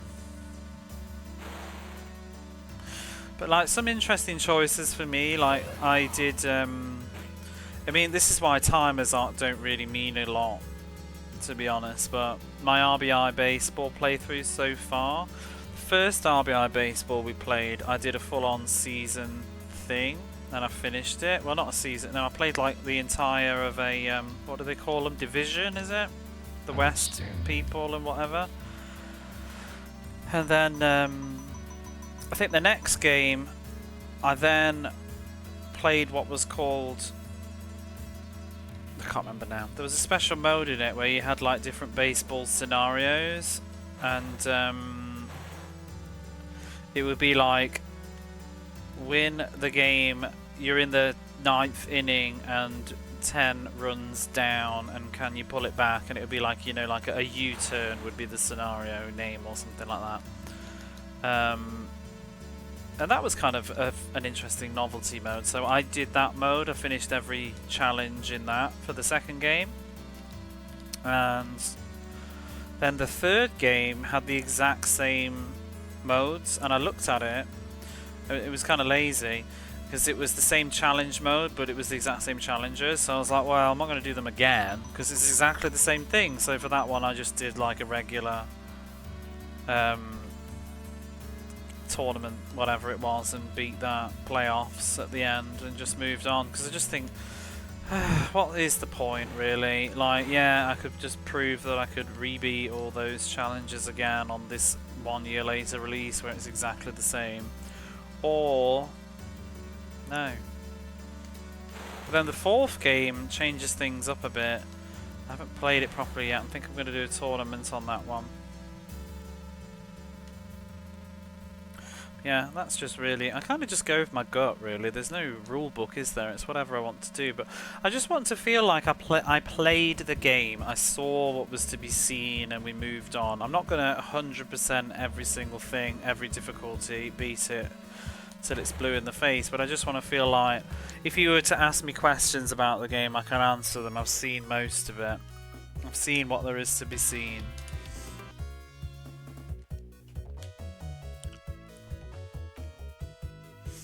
Like, this music is from Sailor Moon, and Sailor Moon, I later discovered, has a secret boss if you complete it on the hardest difficulty. So we went back and rebeat Sailor Moon on the hardest difficulty to see the secret boss, because I consider that to be noteworthy content. I want to see this different ending and finale that it had hidden away. It was miserable. Not sure it's the best way to play that game, because the game really, it's funny, that one as well, because it's a bit like King of the Monsters, where like at first on the easy difficulty, the Sailor Moon beat 'em up on Mega Drive, it's just kind of quaint and just inoffensive, but you know, once you start turning the difficulty up, and even to a degree on normal mode, you start to realise like the game's actually kind of shit. It's really not very well designed, and the combat's really kind of rough. You end up just having to spam the projectile power attack for a lot of the game to deal with the bosses, because it's just a bit clunk. But yeah, the game starts to fall apart on the harder difficulty. Still kind of have a soft spot for it though, mostly just because I like Sailor Moon and I think the soundtrack's incredible. And it's a very colourful game, it's very big sprites and stuff.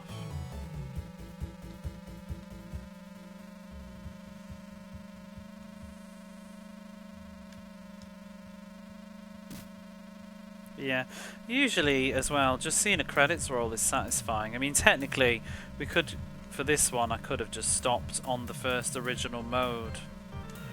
And when I saw the credits. But here we are. It helps as well that this isn't a terrible game. That really does help. It's a bit mean-spirited, and I don't think it's as good as the other one. I think it's easier than the other one though, especially now I've changed cars. But it helps that it's not a terrible game. Like, it is not so off-putting to want to do some of this. And changing into this yellow car has really made me feel much more comfortable doing this as well, because it controls so much better. Can't believe I was doing the red car for so long, but it just, statistically looking at the menus, statistically it didn't seem like the red car had really any disadvantages other than a little bit of handling, but I didn't feel like handling was my problem. I felt like just, yeah, speed was the problem.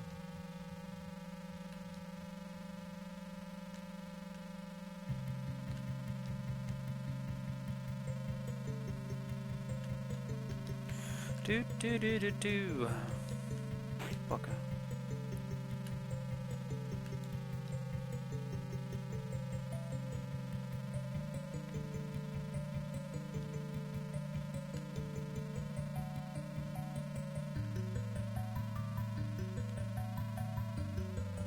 Oh, we're finished. There we go.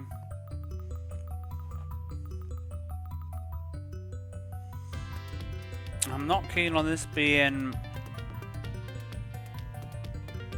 15 races long though, because they are quite long.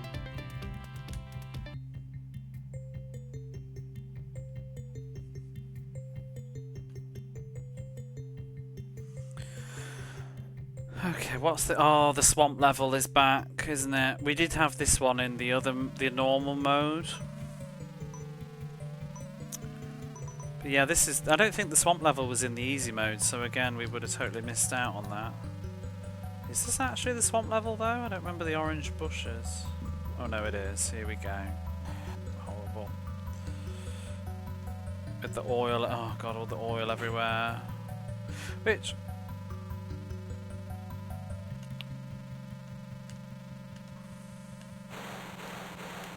Do you know the killer mode on this is probably going to be the championship hard mode? You know, we've got a race against the cars in place. 10th place on every race. That's going to be the bitch. Oh, God.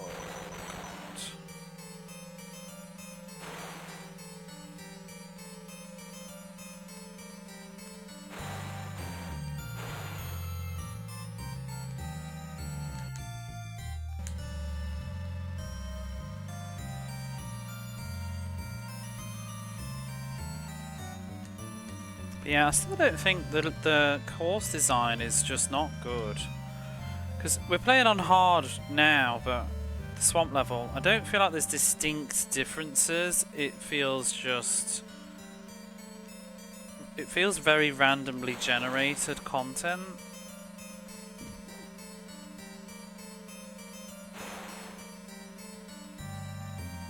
Just turns and oil slicks.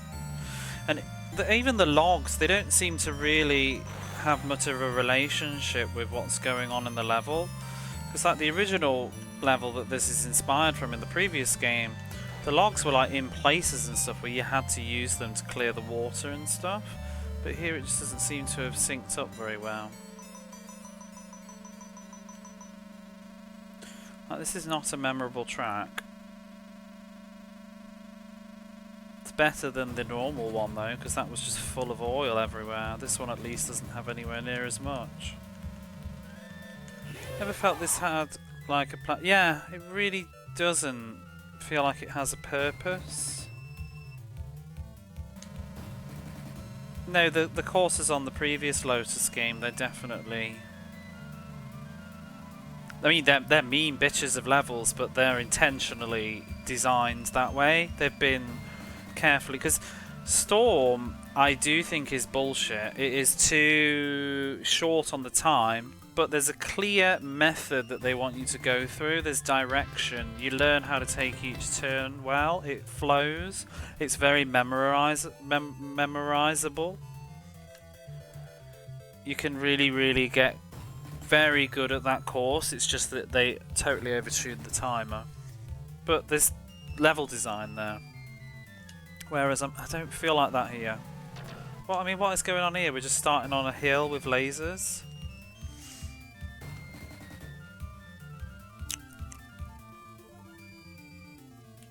I think they are... I mean, they're probably just... I think you're right. I think it is a case of that. It's like...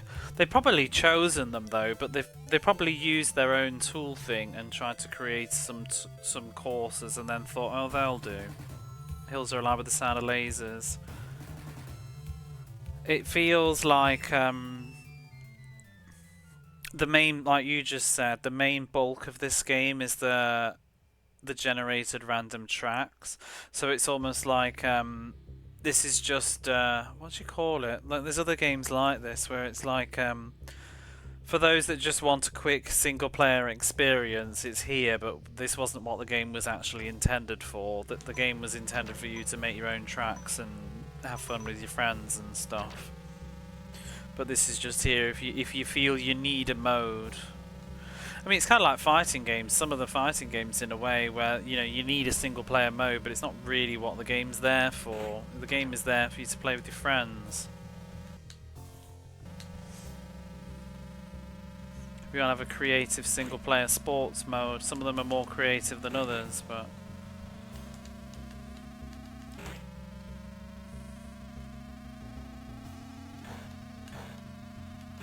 it feels almost like, as well, it's like some samples to show you what the game can be. These damn lasers. Like, this is just piss, isn't it?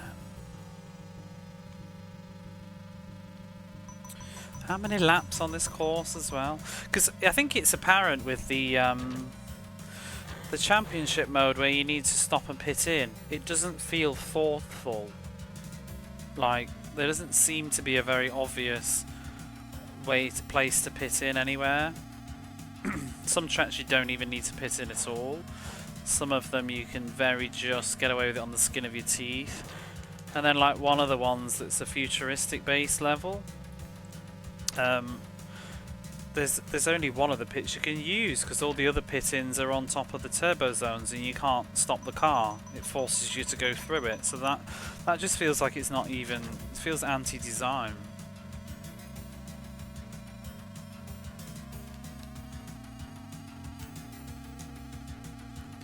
I feel like this one is going to gradually catch up on me. Oh my god. With the time limit.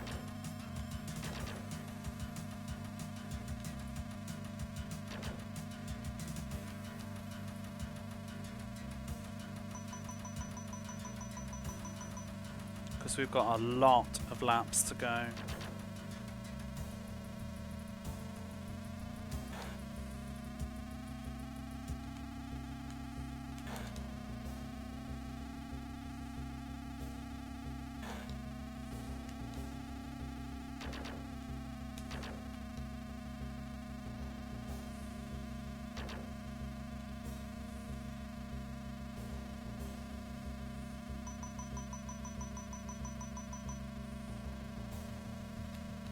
It's also like, is this actually hard? This is hard mode, right?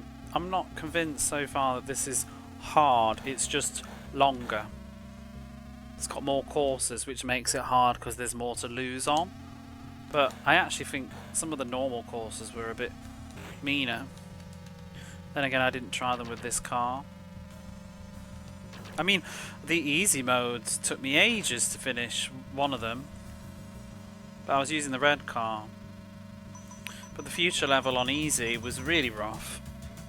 I had to actually memorise the layouts of that one. These ones, I'm kind of just autopiloting them at the minute. And like the construction course that we did 2 days ago on the championship mode, that was tough. Mind you, I think the time missions in general are just easier. I think it's the proper races with the pit. It's the pitting in that kills you. The pitting in is just obscene.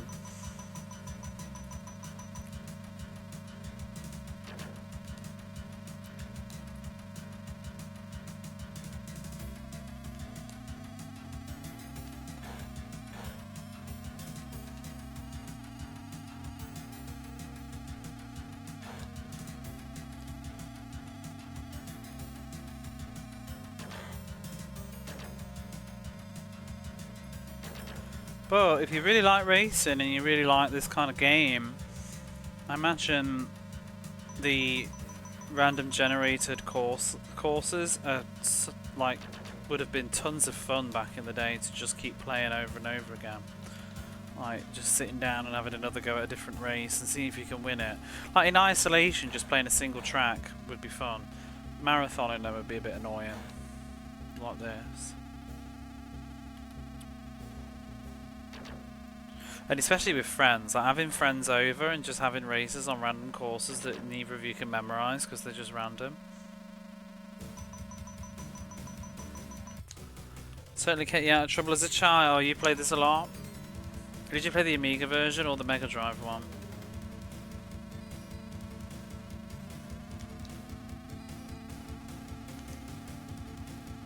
Was it on it? I don't even know if it was on anything else.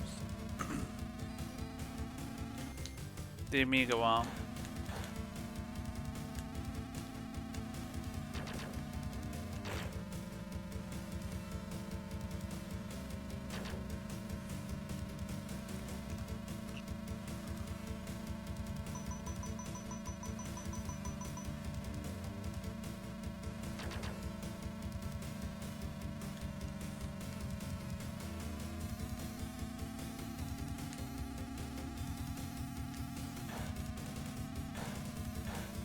Oh my good god.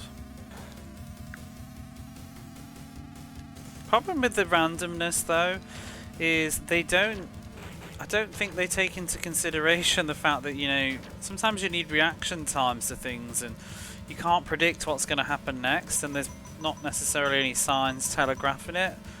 Like, especially when you've randomly generated an upward hill but then there's a turn at the top of it, but you can't see the turn, so you end up just going flying off the road.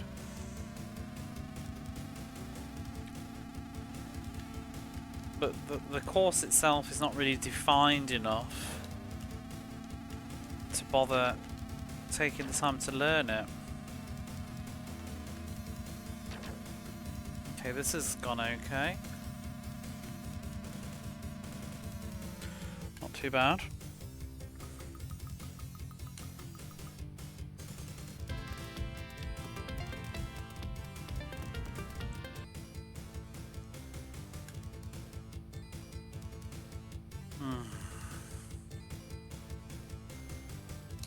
Snow's bad. Actually, the snow ones haven't been so bad so far. I just dislike the idea of it. But actually, they've been... I think I've pretty much just beaten most of them first time, because I think they're very forgiving on the time. As long as you just... This music goes way too well. Unexpected identifier trash. My god. I can't even remember where that came from now. Was that... I think that was when my... when Nightbot was breaking and it wasn't pulling the thing properly, but it was while I was playing a really terrible game.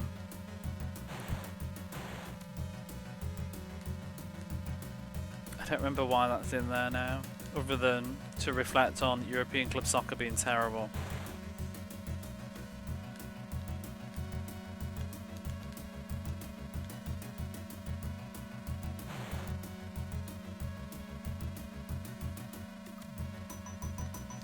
I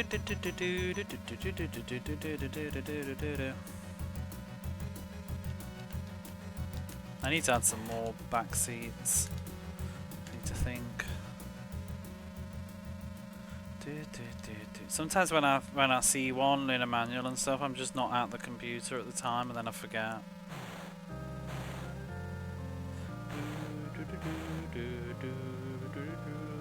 I can't remember how many there are right now in there.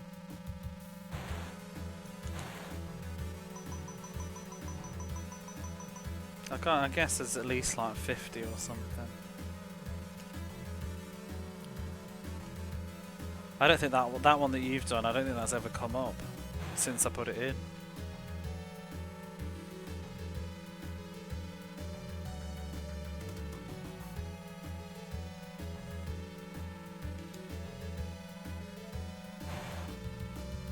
Lucky pull, yeah. We've had a GIP twice now.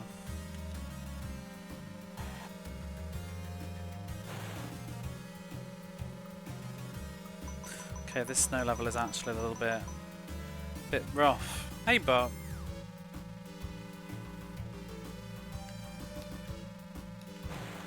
Oof.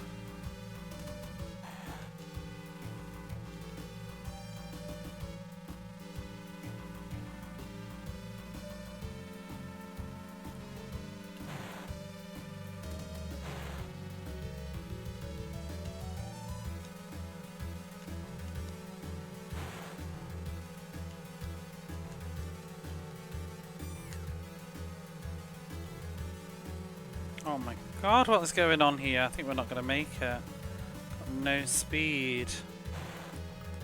Why have I got no speed at all? I don't know what's happened to my car. It just seems to be... Oh no! That's because I said the snow levels have been fine. That's hateful. It literally did that just to sass me. It's like my engine just gave out at the end.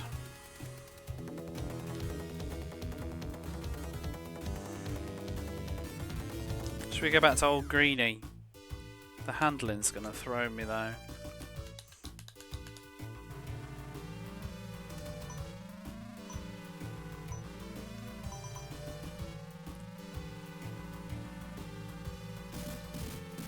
My god, I already missed the sharp handling.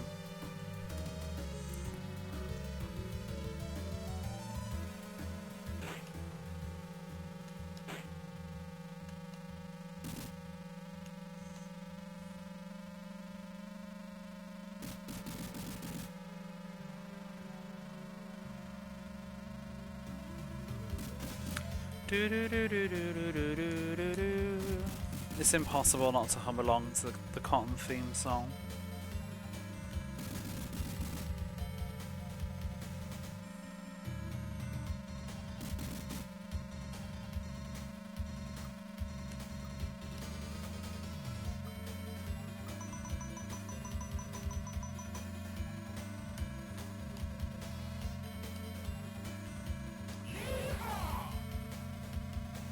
Do do do do do do do.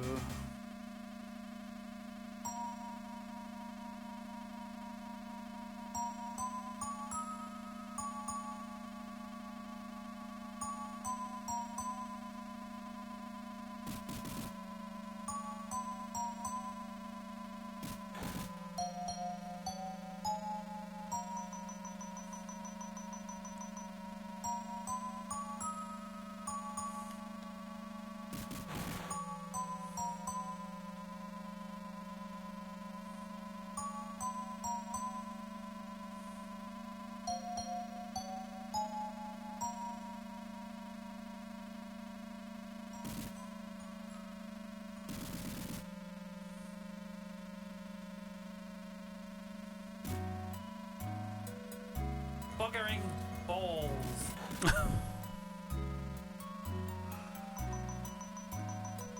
I do have my earphones in today, so I can hear that. Felix Wankle. That guy.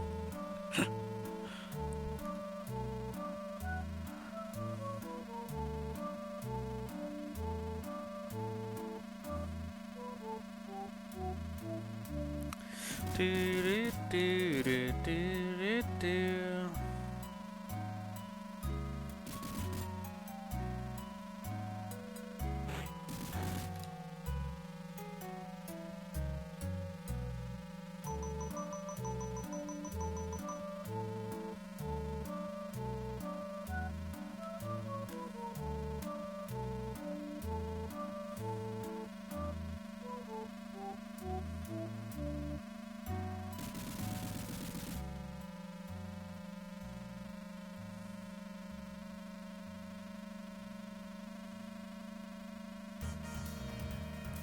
Do do do do.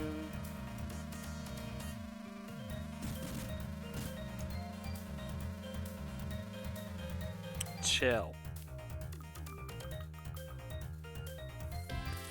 Some choice words during Tasmania yesterday.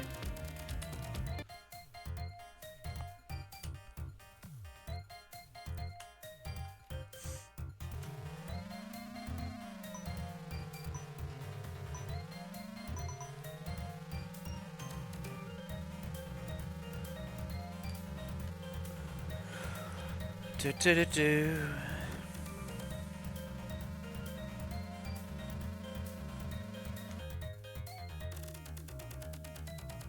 Taz did deserve it. It was not good.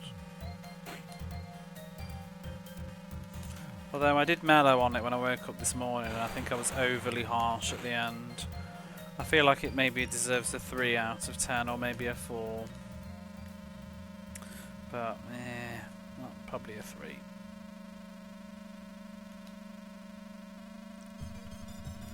I'm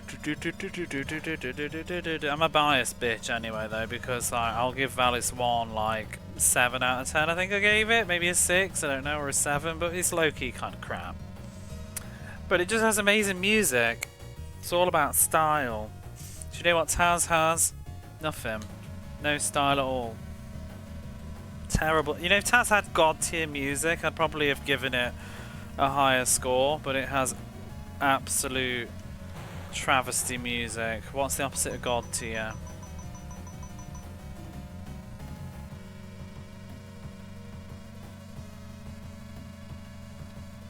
Got nothing.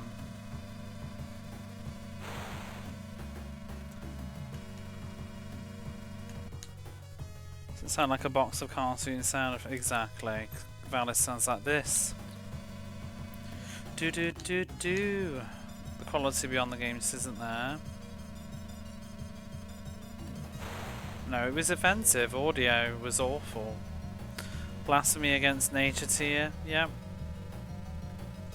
Idol tier.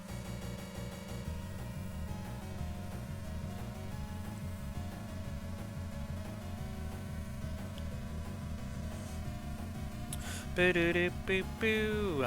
Do you know what I'm hankering to play these days, and I might have to do next year? I'm getting a real craving to play Tenchu again. I was watching Neon Arcade playing Tenchu 2 today, and I really want to play Tenchu. Love Tenchu so much. Music's so important to me. Like you can dress up any old kind of crap with good music, to be honest. Taz is ours. Hey Shadowplay, how are you? Are you recovering from yesterday's horrors?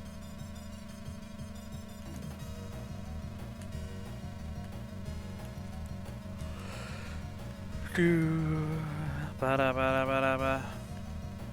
Bum bum bum bum bum bum bum. Seconded insane. I mean, it's like I've said before with the Ys series. I do love Ys, and I think they are quality games, but I think the music elevates them. I think they wouldn't be as outstanding if their music wasn't on top. It's the Amiga way. But and yet, so many Amiga games. I don't play a lot of Amiga games. I feel like a lot of them are quite quiet. It seems like you gotta have to pick for music or sound effects. Oh, if you don't know, by the way, the reason this game does have music, which I believe the same as the Amiga, but on the Mega Drive, for no reason that needs to exist, you can only choose to have music or sound effects. You can't have both. And I feel like that's just laziness of ports, because I mean apparently that's pretty common on Amiga games, but Mega Drive, no. Mega Drive is capable of making vroom vroom noises while playing music. I tried to play it with the game's music, but I find it very, very strange to play a racing game without noises. I need the bumps and the engine and stuff. It just sounds very, I don't know, disconnected. It's like playing a fighting game with no sound. Need the feedback. Yeah, it is. But no, there is music here. You must have a therapist after the stream. I'm not being held responsible for any therapy bills after watching Tasmania.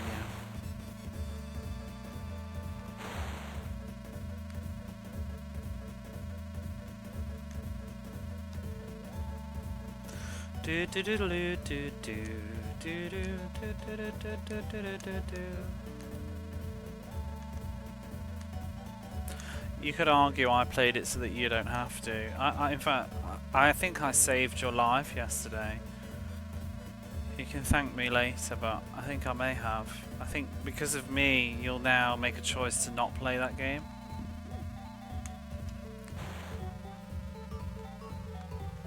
Set up a Taz hotline for those troll. I did, yeah, you know. I help people, that's why I stream. Really, that's the main thing. It's all, this is actually one giant intervention to just stop people playing shit games. That is my main objective here. I will put in 50 hours of What's Its Baseball. I can't think of his name now. Roger Clemens MVP Baseball. I will clock those 50 hours so that you can just avoid it. Like I did that rock.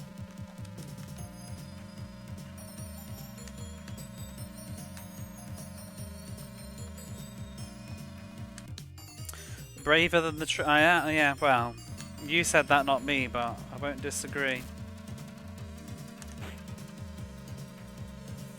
Make a Christmas record for me this year.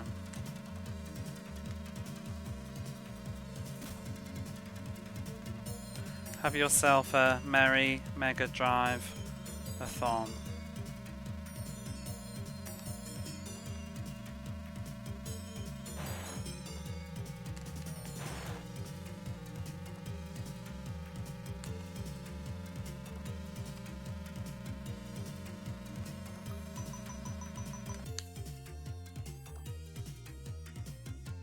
The Lotus music was always great.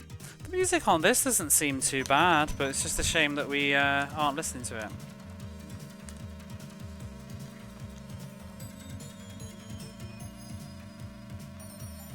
But yeah, music really does enhance games. I'm a stickler for good chiptune music. It's why I get a bit sad about all the EA sports games insisting on going for realism instead.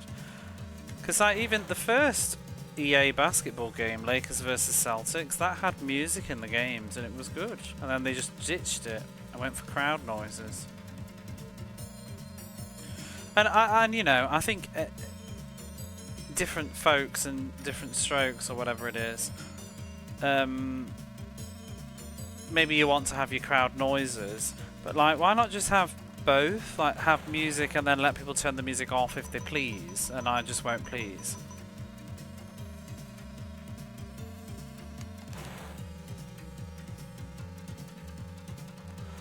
It is also a bit of a thing because of streaming, like sitting in silence with a headset on. It's depressing when there's no music. Like when you're playing on a little TV with a mono speaker, just having the sound effects of the crowd probably wasn't a big deal, but you know, I still prefer music.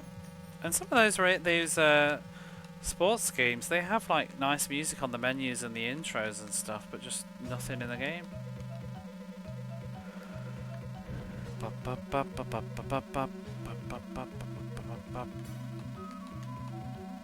What's this?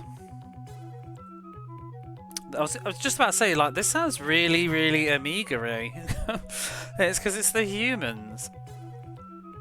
It's like, this sounds like the intro to some, like, Commodore 64 Amiga game. Happy Mega Drives Mus. Happy Genimus. Oh, I like that. I like that bouncy sound. Master System games like that, there's no excuse for that to be happening on the Mega Drive though, no. Yeah, we got the humans to play at some point. I don't really know what it's about really, but I'm looking forward to it because the soundtrack's really good. It's outstanding in fact. Every time it comes on I'm always like, ooh, what's this? And I'm like, oh, it's the humans. So, music gets me excited about games. I'm excited to play Snake, Rattle and Roll as well because that soundtrack's kick-ass.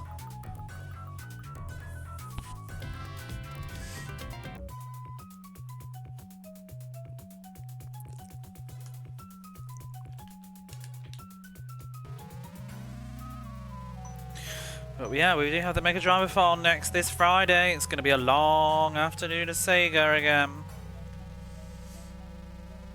As long as my voice holds up. A boy young. And it'll be the same deal. Anybody that wants to contribute to the stream timer via subs and bits and Ko-Fi, it will be very, very appreciated to helping me get out of this fucking water and keep afloat in January after I've been away and out of work for a month. But the usual deal will be people can pick the games I want to play. Games I want to play? That's not the right way. Please pick the games that I want to play. What an amazing deal that is. Pick the games that you would like to see me play is what I meant to say. They can be bad, they can be good. They could be great, as long as I've played them before. The list is actually ready, I just haven't oh, what was it called? Marathon? The list of games that will be available, I updated it today. But don't queue any games, because we're not doing that right now. But if you would like to have a peek at the list, it's there. The games you want to play, Taz again. If you want me, I'm not proud. I will play Taz again for subs and bits. I will do it again. If you feel like you need to see some more Taz, you know what to do on Friday. We'll see you there. But I will question your life choices. Hello there. But yes, I'll even play Aero, Rudo, if you insist upon it. But I will not be playing Aero the Acrobat for free.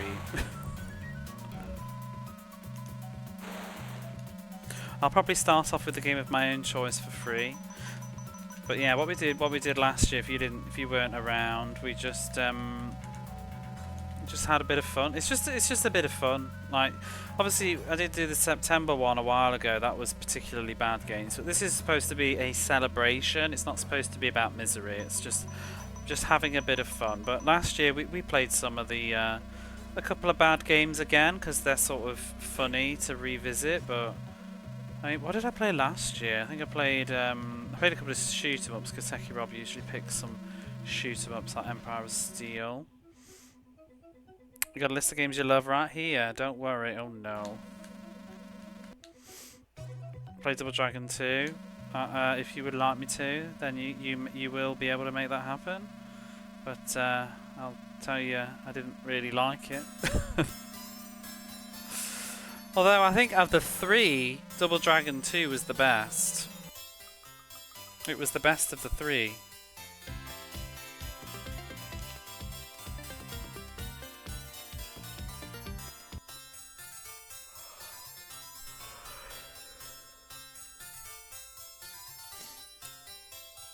But hello, nobody who. I think I said that right. I quite like saying that, so I might say it again. Nobody who.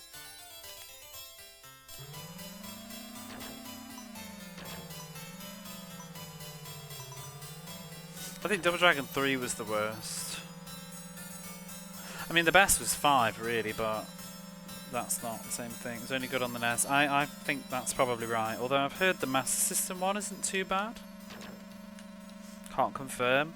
My Double Dragon... See, I really don't like Double Dragon, but that's because my experience of it is just Mega Drive. So, please understand. I have no love for that franchise. I have no nostalgia. I just think it was several very shit games on the Mega Drive that had no business being on it.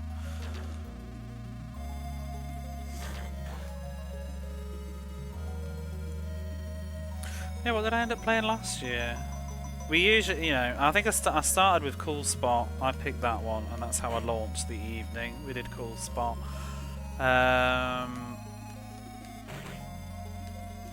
I'm probably going to start with James Pond 2 this year, get a bit Christmassy.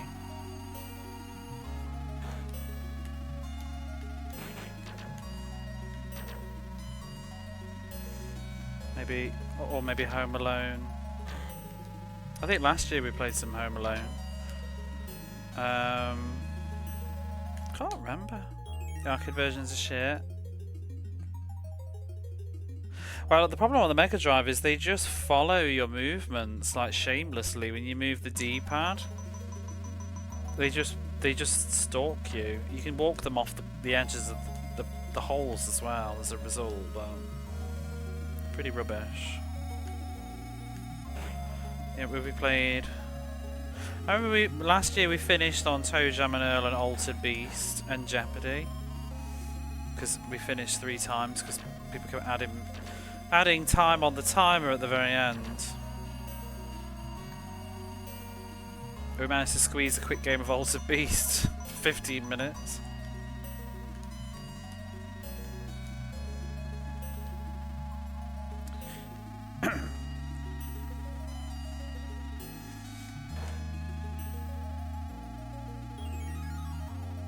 I mean, there's a couple of games that will be off limits. I'm not gonna. I mean, if somebody wants me to tit about on Chakan for 5 minutes, fine. But I'm not gonna replay it because I'm actually gonna replay the whole game properly.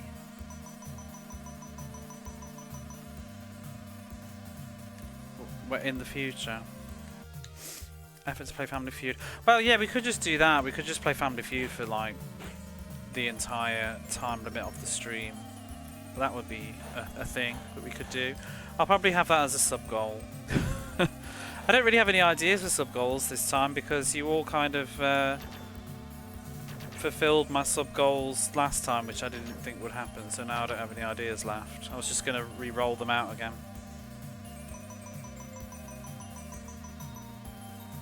So I don't really know what else to do.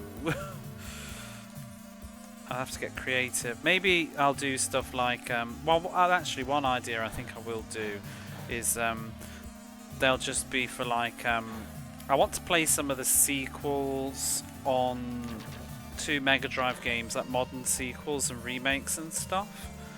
And obviously I don't have all of them, so a couple of them I might need to get digitally, so it would help pay for that. But you know, things like the modern Rocket Knight and the Castle of Illusion remake, and even, to be honest, what I would like to play, but I don't want to pay for it really, is the modern Bubsy sequels. I'm curious to see what happened with them. The 2D, the ones that they did on the PSN a while back. Things like that, but that are sort of related to Mega Drive.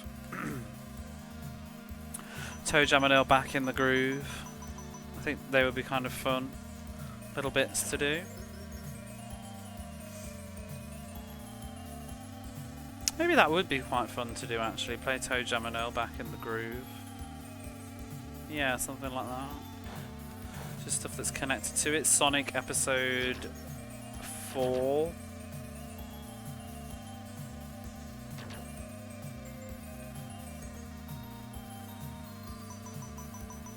I can't think what are the games? Oh, you know one that I do want to do. I should write this down. I'm gonna forget. I want to play the remake of Shadow the Beast. I really want to see what that's all about.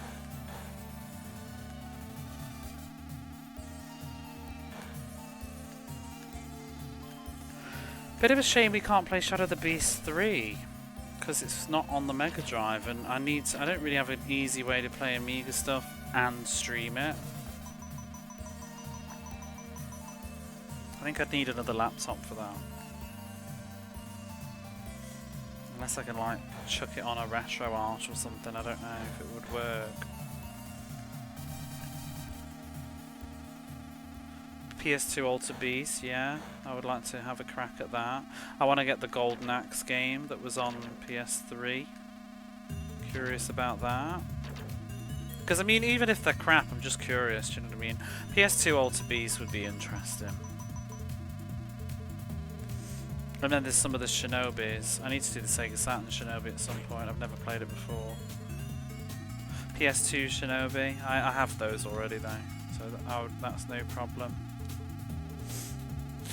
I never finished PS2 Shinobi. I had it when I was like when it was new. I bought it because it looked really cool. Remember them banging on about the scarf all the time, and it was really cool, but it was tough. I couldn't finish it. Shadow the Beast 2. No, it's on Mega Drive. I mean, maybe it's on Mega CD as well, I don't know, but it's on the Mega Drive. Shadow the Beast 1 and 2 are both on the Mega Drive, but 3 is not. Oh, and I have Streets of Rage 4 that I've never played, yeah. The new Shinobi, I'm gonna have to get, I don't have a PlayStation 5 and stuff, or a Switch. That's the problem. I need to at some point get a PlayStation 5. One of them are on it, it's probably, maybe it's 2 then. Was Shadow the Beast 3 on it? Because that, I really want to be able to play that someday. Was that on anything other than Amiga? Exclusively for the Amiga, that's annoying. I'd be very curious to see it. It would probably run them, but I'd have to, like, trying to stream them and run them. I don't have a very good setup. It would drain resources to both stream and play. I have played games off my laptop in the past. I streamed Legacy of Kain Blood Omen on it, but I also feel like my laptop was healthier back then, I think, Because we did have a scare about 2 years ago. My laptop kept blue screening all the time. When it overheats, I've now got cooling fans under it, but when it overheats it will just blue screen and crash. It has done that while streaming once or twice. Did that during Story of Thor. Because I was playing in the summer and I didn't have a cooling fan underneath, and it just overheated and the stream started slowing down and then it just crashed. But yeah, I played Broken Sword, but the problem as well is I can't play on my laptop and read chat and stuff. Help me, kind sir. Oh please, that one, yeah. I need to plug it into the TV, which also makes the CPU a bit excited because it's got an output to a second monitor on my television through a HDMI so that I can play. And like what I do remember when I played Blood Omen was every time someone like gave me bits, it was like making the game lag. Just 2 Omega CD, it's basically a remake of the Amiga game. Hey Victus! What is it? Suffering the Conquered. Can't remember the line now that he says at the start. But it was I that was to suffer. Something like that. Malik! Oh, I love that game. But I played it on the PC and it had a fan fix or something, because the PC is kind of a mixed bag. It has way better loading times, but the frame rate wasn't good or something, but there was like a fan fix that fixed it, so it was like the best of both worlds. It was like the PlayStation version but without all the horrible loading. So it was a really cool way to play it. I got it off like GOG, whatever it's called, GOG.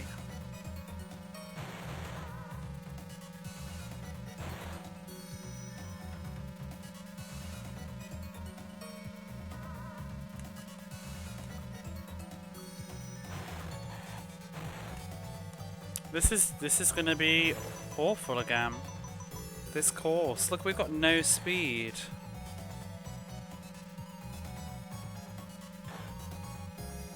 I don't know how this one works. Do we drive faster in the sides or what? Like, why can't I get any speed going? Or is it while you're skidding? Oh, are you real? Are you real? Oh, I'm gonna lose. I'm not even close. This is where I lost last time.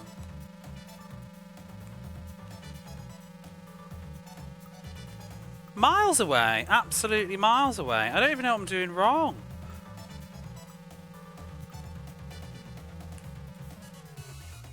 Wow. It's a very short game. You say that, but the first one was also only 20 minutes long, but it took me about 12.5 hours. You're closer with yellow, you reckon? I don't like that being where it is. The other courses were better with the yellow one.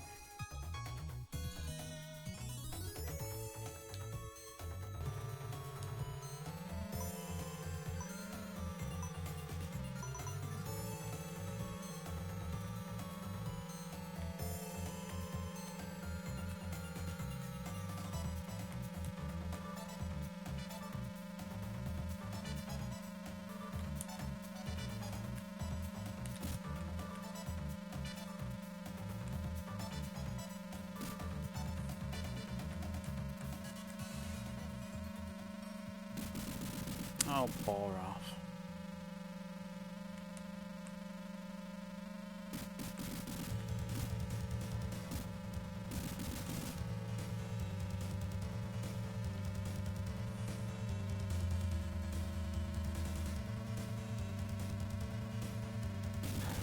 Oops.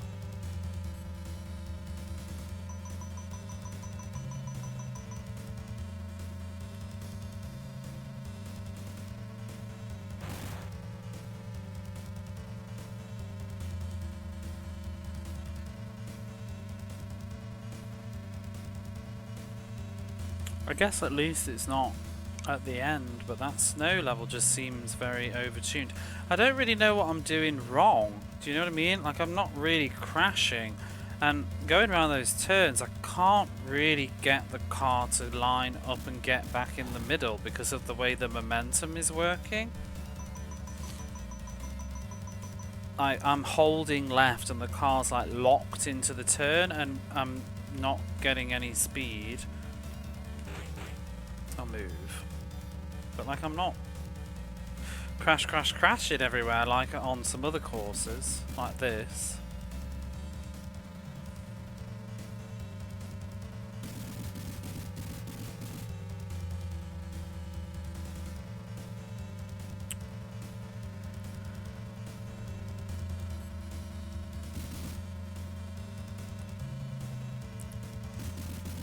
But yeah, hopefully this Friday I'll be a bit fitter, because last year when I did this marathon I had lost my voice the week before and it immediately went bad again as soon as I started, and it was a pretty rough weekend. I had a lot of fun, but I also was in a lot of pain.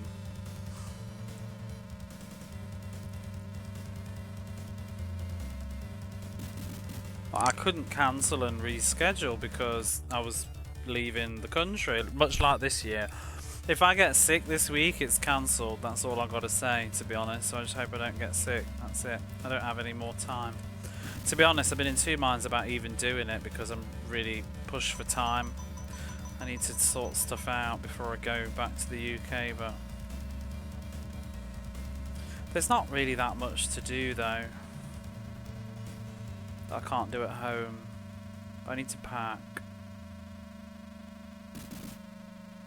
and get some last minute bits for people.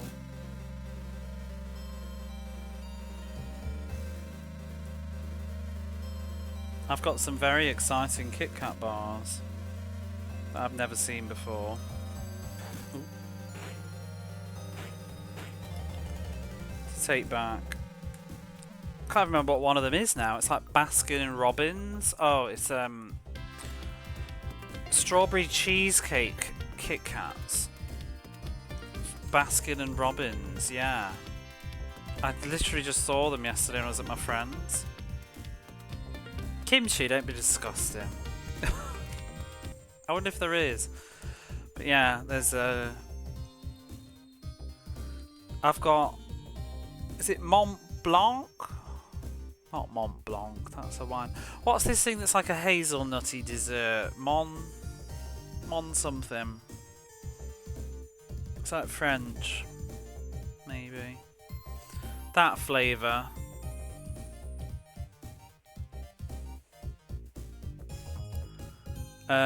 Very berry and nuts. It's not Nutella. It's a dessert, like a creme brulee or something. You've had a sake Kit Kat? I've never even heard of that. Weird. I mean, last year I took home some Mount Fuji Kit Kats that I found in the airport. They were very expensive, but it was kind of worth it. Compared to like all the other ones, these ones were actually in the airport, and they were in it. The box was like the shape of Mount Fuji, and it was blueberry cheesecake, and the colour of the Kit Kats were like blue at the bottom and white at the top, like the snow from the mountain. Did it taste like Mount Fuji? No, it tastes like blueberry cheesecake, but the sake ones are super good. I've never heard of these sake Kit Kats. I mean, to be honest, I don't look for Kit Kats. It's just, it's a nice gift to take back, because everybody talks about weird Kit Kat flavours, so it's a nice gift to take for my family, and it's also, they're very easy to divide up amongst people. So, like my friends as well, they can get like one. And, you know, everybody can just get a mixture of the different flavours. The thing that's really annoying about the Kit Kats, though, is they always have different amounts in. So, like, the more fancy ones, you usually get less in the bag, so it can be a bit of a pain in the arse. It's like the matcha ones, they'll have like 10 bars in them, but like the cheesecake, whatever ones might only have like 7. You haven't seen Mount Fuji? Oh, this was, I don't think they sell them in the stores, really. It was, this was in like the what is it, the airport in Tokyo, so it would have been a regional like special thing, and it might even have been an airport only thing. I've never seen it. I'm sure there'll be fancy stores that sell it, but I don't go hunting for Kit Kats, to be honest. But the ones that I've bought recently, they're in well, I got some of them from a drugstore and some of them from the supermarket. So I got very berry and nut, and a strawberry cheesecake Baskin Robbins flavoured one, which sounds weird. I mean, I haven't tried them because I've bought them as gifts, so I haven't actually tried them. I might pinch one and see what it's like, but yeah, I don't really want to buy in a whole bag just to try one for myself, but yeah. Someone brings in sorts of mini Japanese Kit Kats every once in a while to work. Wow, where did they get them from? I want to try the sake one. It sounds weird. Was it actually boozy, like proper alcohol? You know, like you get, you know, if you ever have a rum and raisin chocolate in Japan, they're proper boozy. I actually don't really like them. They're a bit too boozy for me.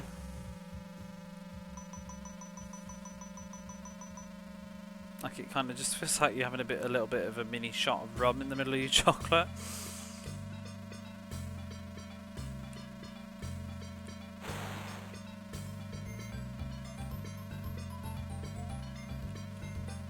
And they sell them just like everywhere. I don't know if they're actually high alcohol though, but it's just it's a strong taste. They're super expensive. I've never seen. Let me Google this. I wonder if this is like a conspiracy where they don't sell them in Japan. Oh no, you can get them on Amazon for 1,000 yen if I want. Oh, it's like a fancy box. Yeah, so you probably wouldn't see this in the supermarket. I'll probably have to go to like a more fancy store. Well, they look quite nice actually. There's a Sakura one.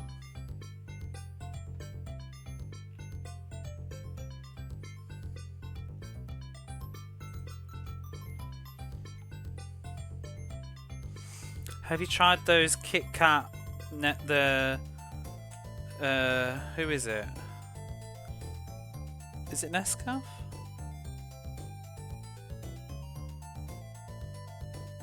I can't remember. You get the sachets. Nescafe, I think. There's like a Kit Kat cafe latte in a sachet that you can get now. And I have seen they are available in the UK. I had one. I didn't think it was all that, to be honest. But it does kind of taste like a Kit Kat, but I'm not convinced that was worth it. You can't stand coffee. Sakura one sounds good. What is the taste of Sakura though? Like petals. Apple juice be sharp. Well, that's where I got the Mount Fuji ones from the airport.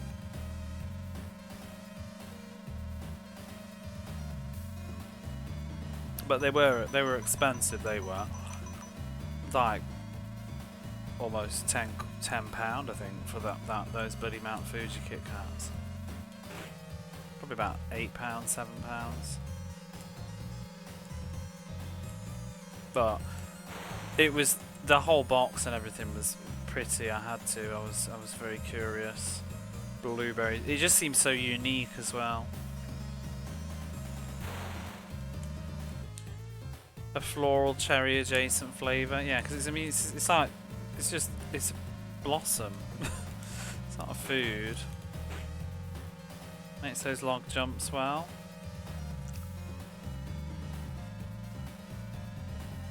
But I'm going to take these like squid snacks that my brother and his family like. I like them too. They're a bit fatty though. There's different ones though, and I can't remember which ones are the better ones that I've took before, but I think I've got the same ones. I found some cheaper supermarket brand ones that I tried this weekend and they were quite good. It's like fried squid. I don't know what to call it. You know, like it's like a crispy snack. Fried squids in a bag, like potato chips. It's not hot, and they do different ones, but the ones that I really like are the ones that are lemon. You get these kind of lemon squid bite things. They're really good.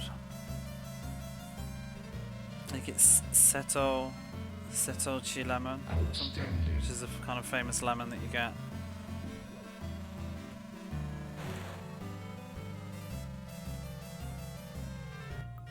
You can eat flowers. Well, yeah, you can eat flowers, but do you need to? Like, what's the taste of flowers? They have tentacles attached. I mean, I presume some of it is the tentacle. I don't know.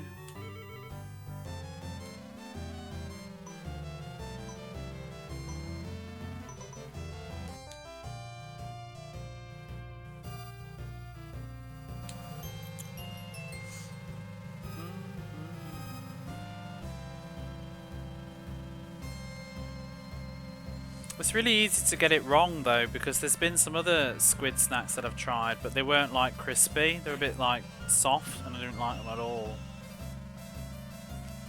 I'm really weird with squid too, because like I love like proper cooked squid, like squid rings and stuff, but like squid sushi, god no.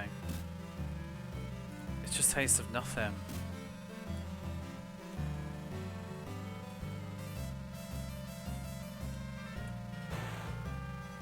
But I don't eat a lot of squid, like rings and stuff, because squid's really annoying to heat up.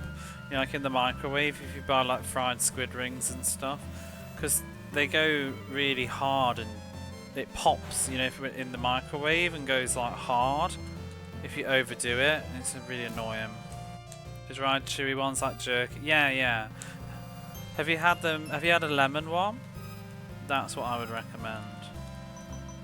They're quite common snacks here, like beer snacks or whatever, in supermarkets.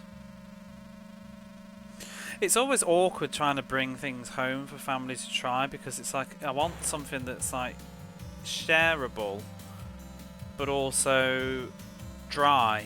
It's not going to perish in the journey. And also you start and want something that's, because you know, a lot of snacks and things you can get here that you can just get anywhere. You know, like I could bring some cookies back, but we have cookies in the UK. See, what I would love to have done would be to take some like interesting flavoured cheeses back from my sister, but I can't take cheese in a suitcase.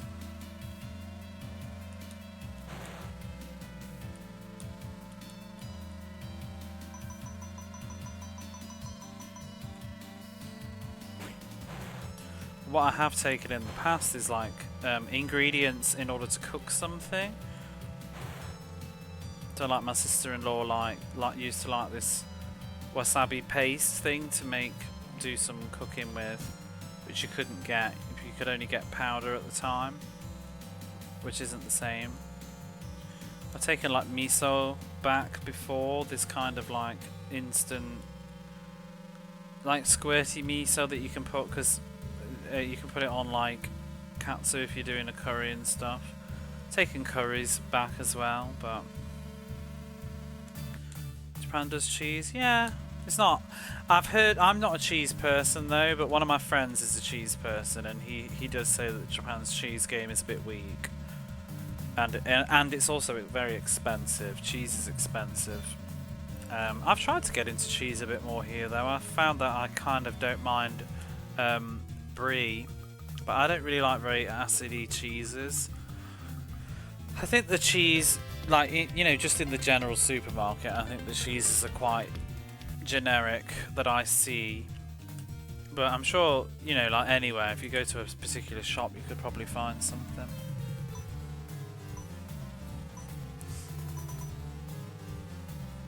But I've seen cheeses. I don't know a lot about cheese though, but I bought this little like mixed assortments things in the supermarket. You know, very cheap things though, but they had like Gouda and cheddar and brie and other stuff in. But they do some like rum and raisin cheeses, which I think my sister would enjoy. They do a rum and raisin cheese often in the supermarket, but this is proper fresh. It wouldn't survive the journey. Japan also does a lot of these things. I forgot what they're called now. I want to say chitaras, but it's not quite right. It's like a fish. It's like a cheese string with on the sides of it. It's got like fish. I don't even know what to call it because I'm really bad at food. But somebody probably knows what I'm talking about. I took some of those from my sister and she didn't like them at all. Too fishy.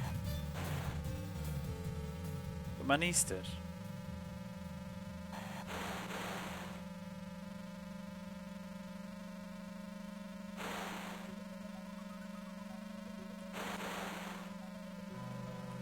Because my sister does a Christmas, she always does a cheese night for Christmas Eve, so I was trying to think of things to contribute to her cheese night. I think I failed.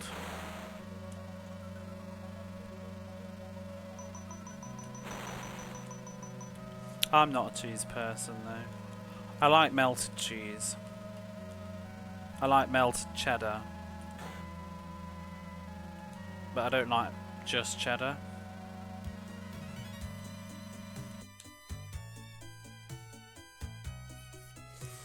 Japanese cheese on toast. Well, most of it's just you get processed cheese slices like everywhere else. That's what I buy when I do my breakfast sandwich, breakfast muffin thing with like some meat in the middle. I usually put a slice of cheddar cheese on it as well and melt it, but it's just like processed stuff. I also buy these like cheese blocks of I don't even know what kind of cheese it is, to be honest. It's just like a deep cheddar. Very mild plain cheese. Yeah, me too. I like to put them on sandwiches, like blocks of cheese. That block of cheese. I'm just not that into cheese unless it's hot or mixed with something.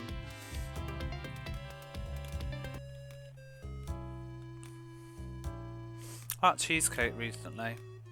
Get a lot of cheesecake out here.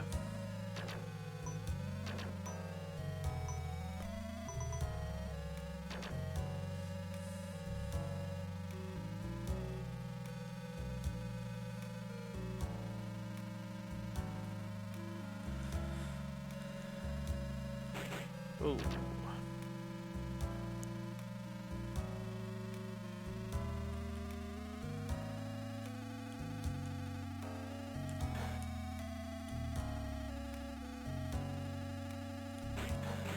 Oh my god, it's like pinball. Can we not with the lasers? James Bond 3, it does, yeah. I'm going to pick up my childhood copy of James Bond 3 this Christmas, so when I do play James Bond 3, I'll play my original cart. That's sort of why I'm sitting on that one, to be honest. I'm going to pick up James Bond 2 as well, but you know, you can never not play too much James Bond 2. Which James Bond 2 should I take though, because we have 2 copies of it. There is a UK PAL version and an American one. I mean, obviously I'm going to take the UK one. But yeah, for some reason we have 2 copies of James Bond 2 because we got given one by somebody getting rid of all this Mega Drive stuff when it was no longer cool. And then you remember when, you know, games used to just not be worth anything, so people just gave their shit away. Probably couldn't even sell it in the shops. Nobody was gonna trade in James Bond 2 in probably like 1997 for any money. So we ended up with 2 copies. But one can never have too many copies of James Bond 2, I think.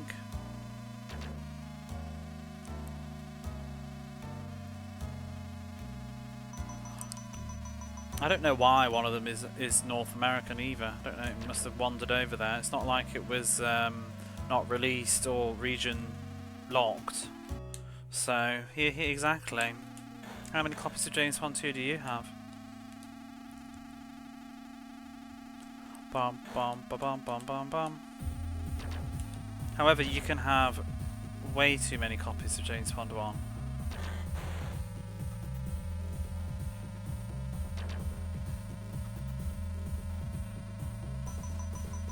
No physicals. You're such a fake fan.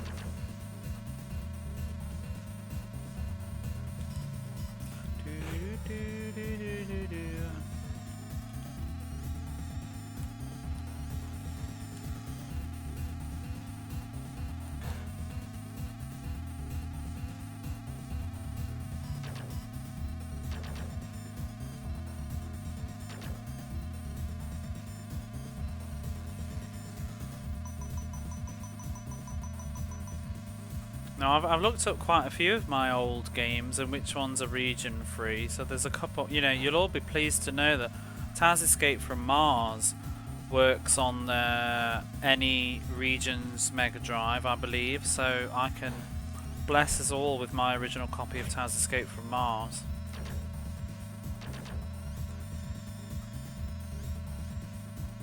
I really do want to finish it on that car. It feels like it's personal. I can also get my Batman Returns as well. Play that again maybe, because it's funny if you think about it. Like that game of Batman Returns, because I think it was bought new, and so was probably Taz Escape from Mars.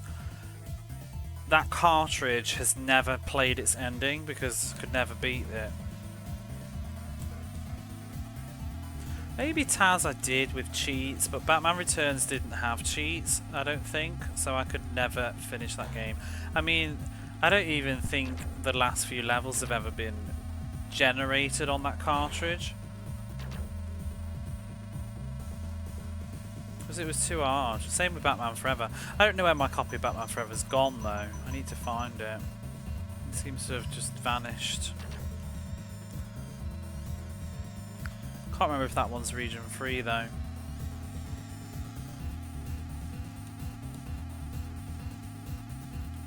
Because some of the later games were not. Because I'd really love to get Tiny Toons Adventures, but it's not region free, so I'd have to get a different Mega Drive or a hack jobby thingy, but I don't know anybody that could do it. Because Tiny Toons Adventures didn't come out in Japan. Which is it's kind of weird that that didn't come out. I guess because the Super Nintendo one did. It was a really good game.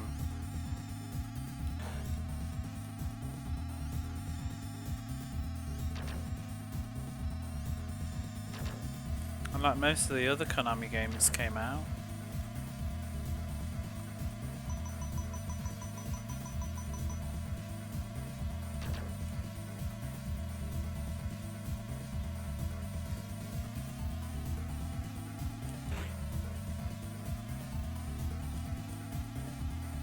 I'm in two minds to pick up my childhood copy of Soleil as well, even though I don't need it. But I might get it just for sentimentality, now that I can actually play it again.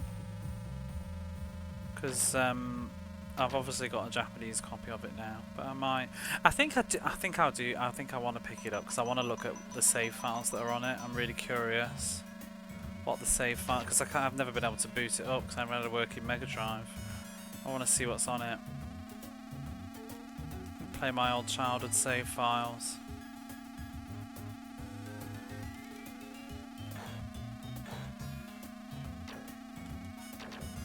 The story of Thor would have some on it still too as well, but I don't think I'll bother with story of Thor.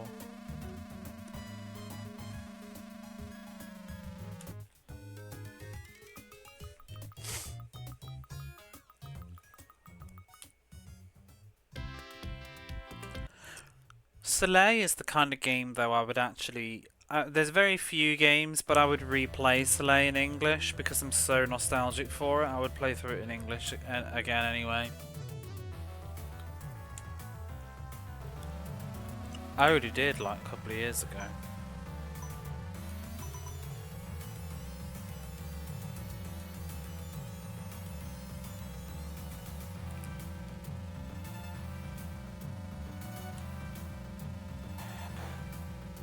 How to do this. You're always replaying it.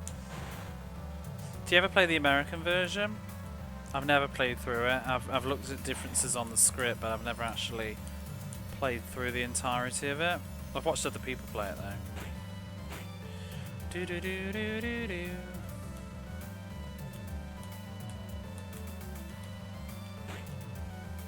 lose this fucking level again because these cars don't get out of the way.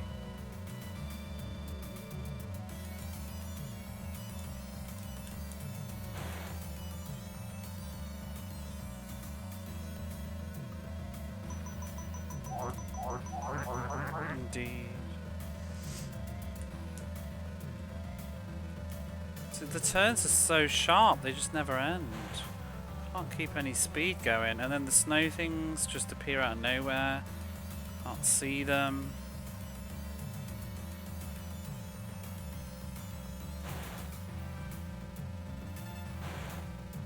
Why are they all on the turn where I'm driving? Ugh.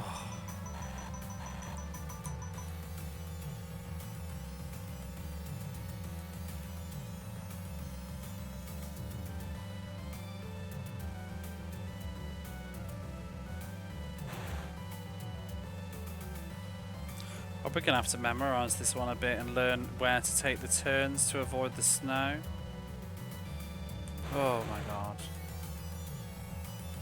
The placement of it is so obnoxious.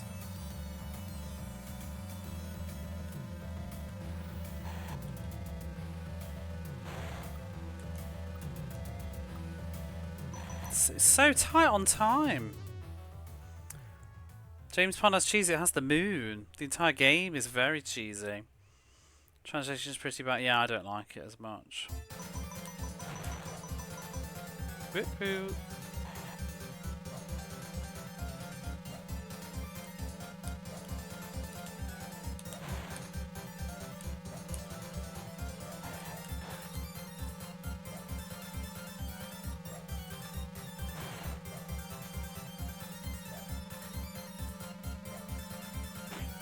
Oh, get out the way!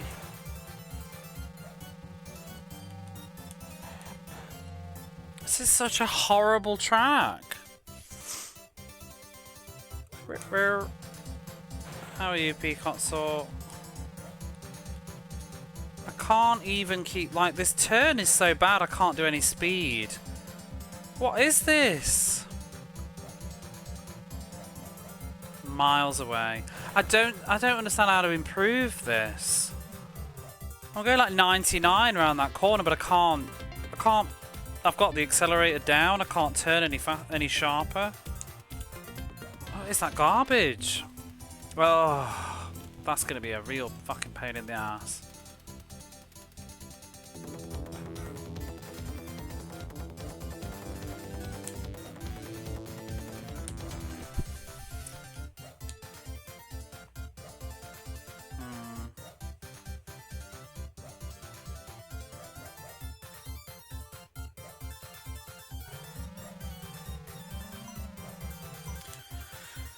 Might even leave it there, you know, because it is getting late.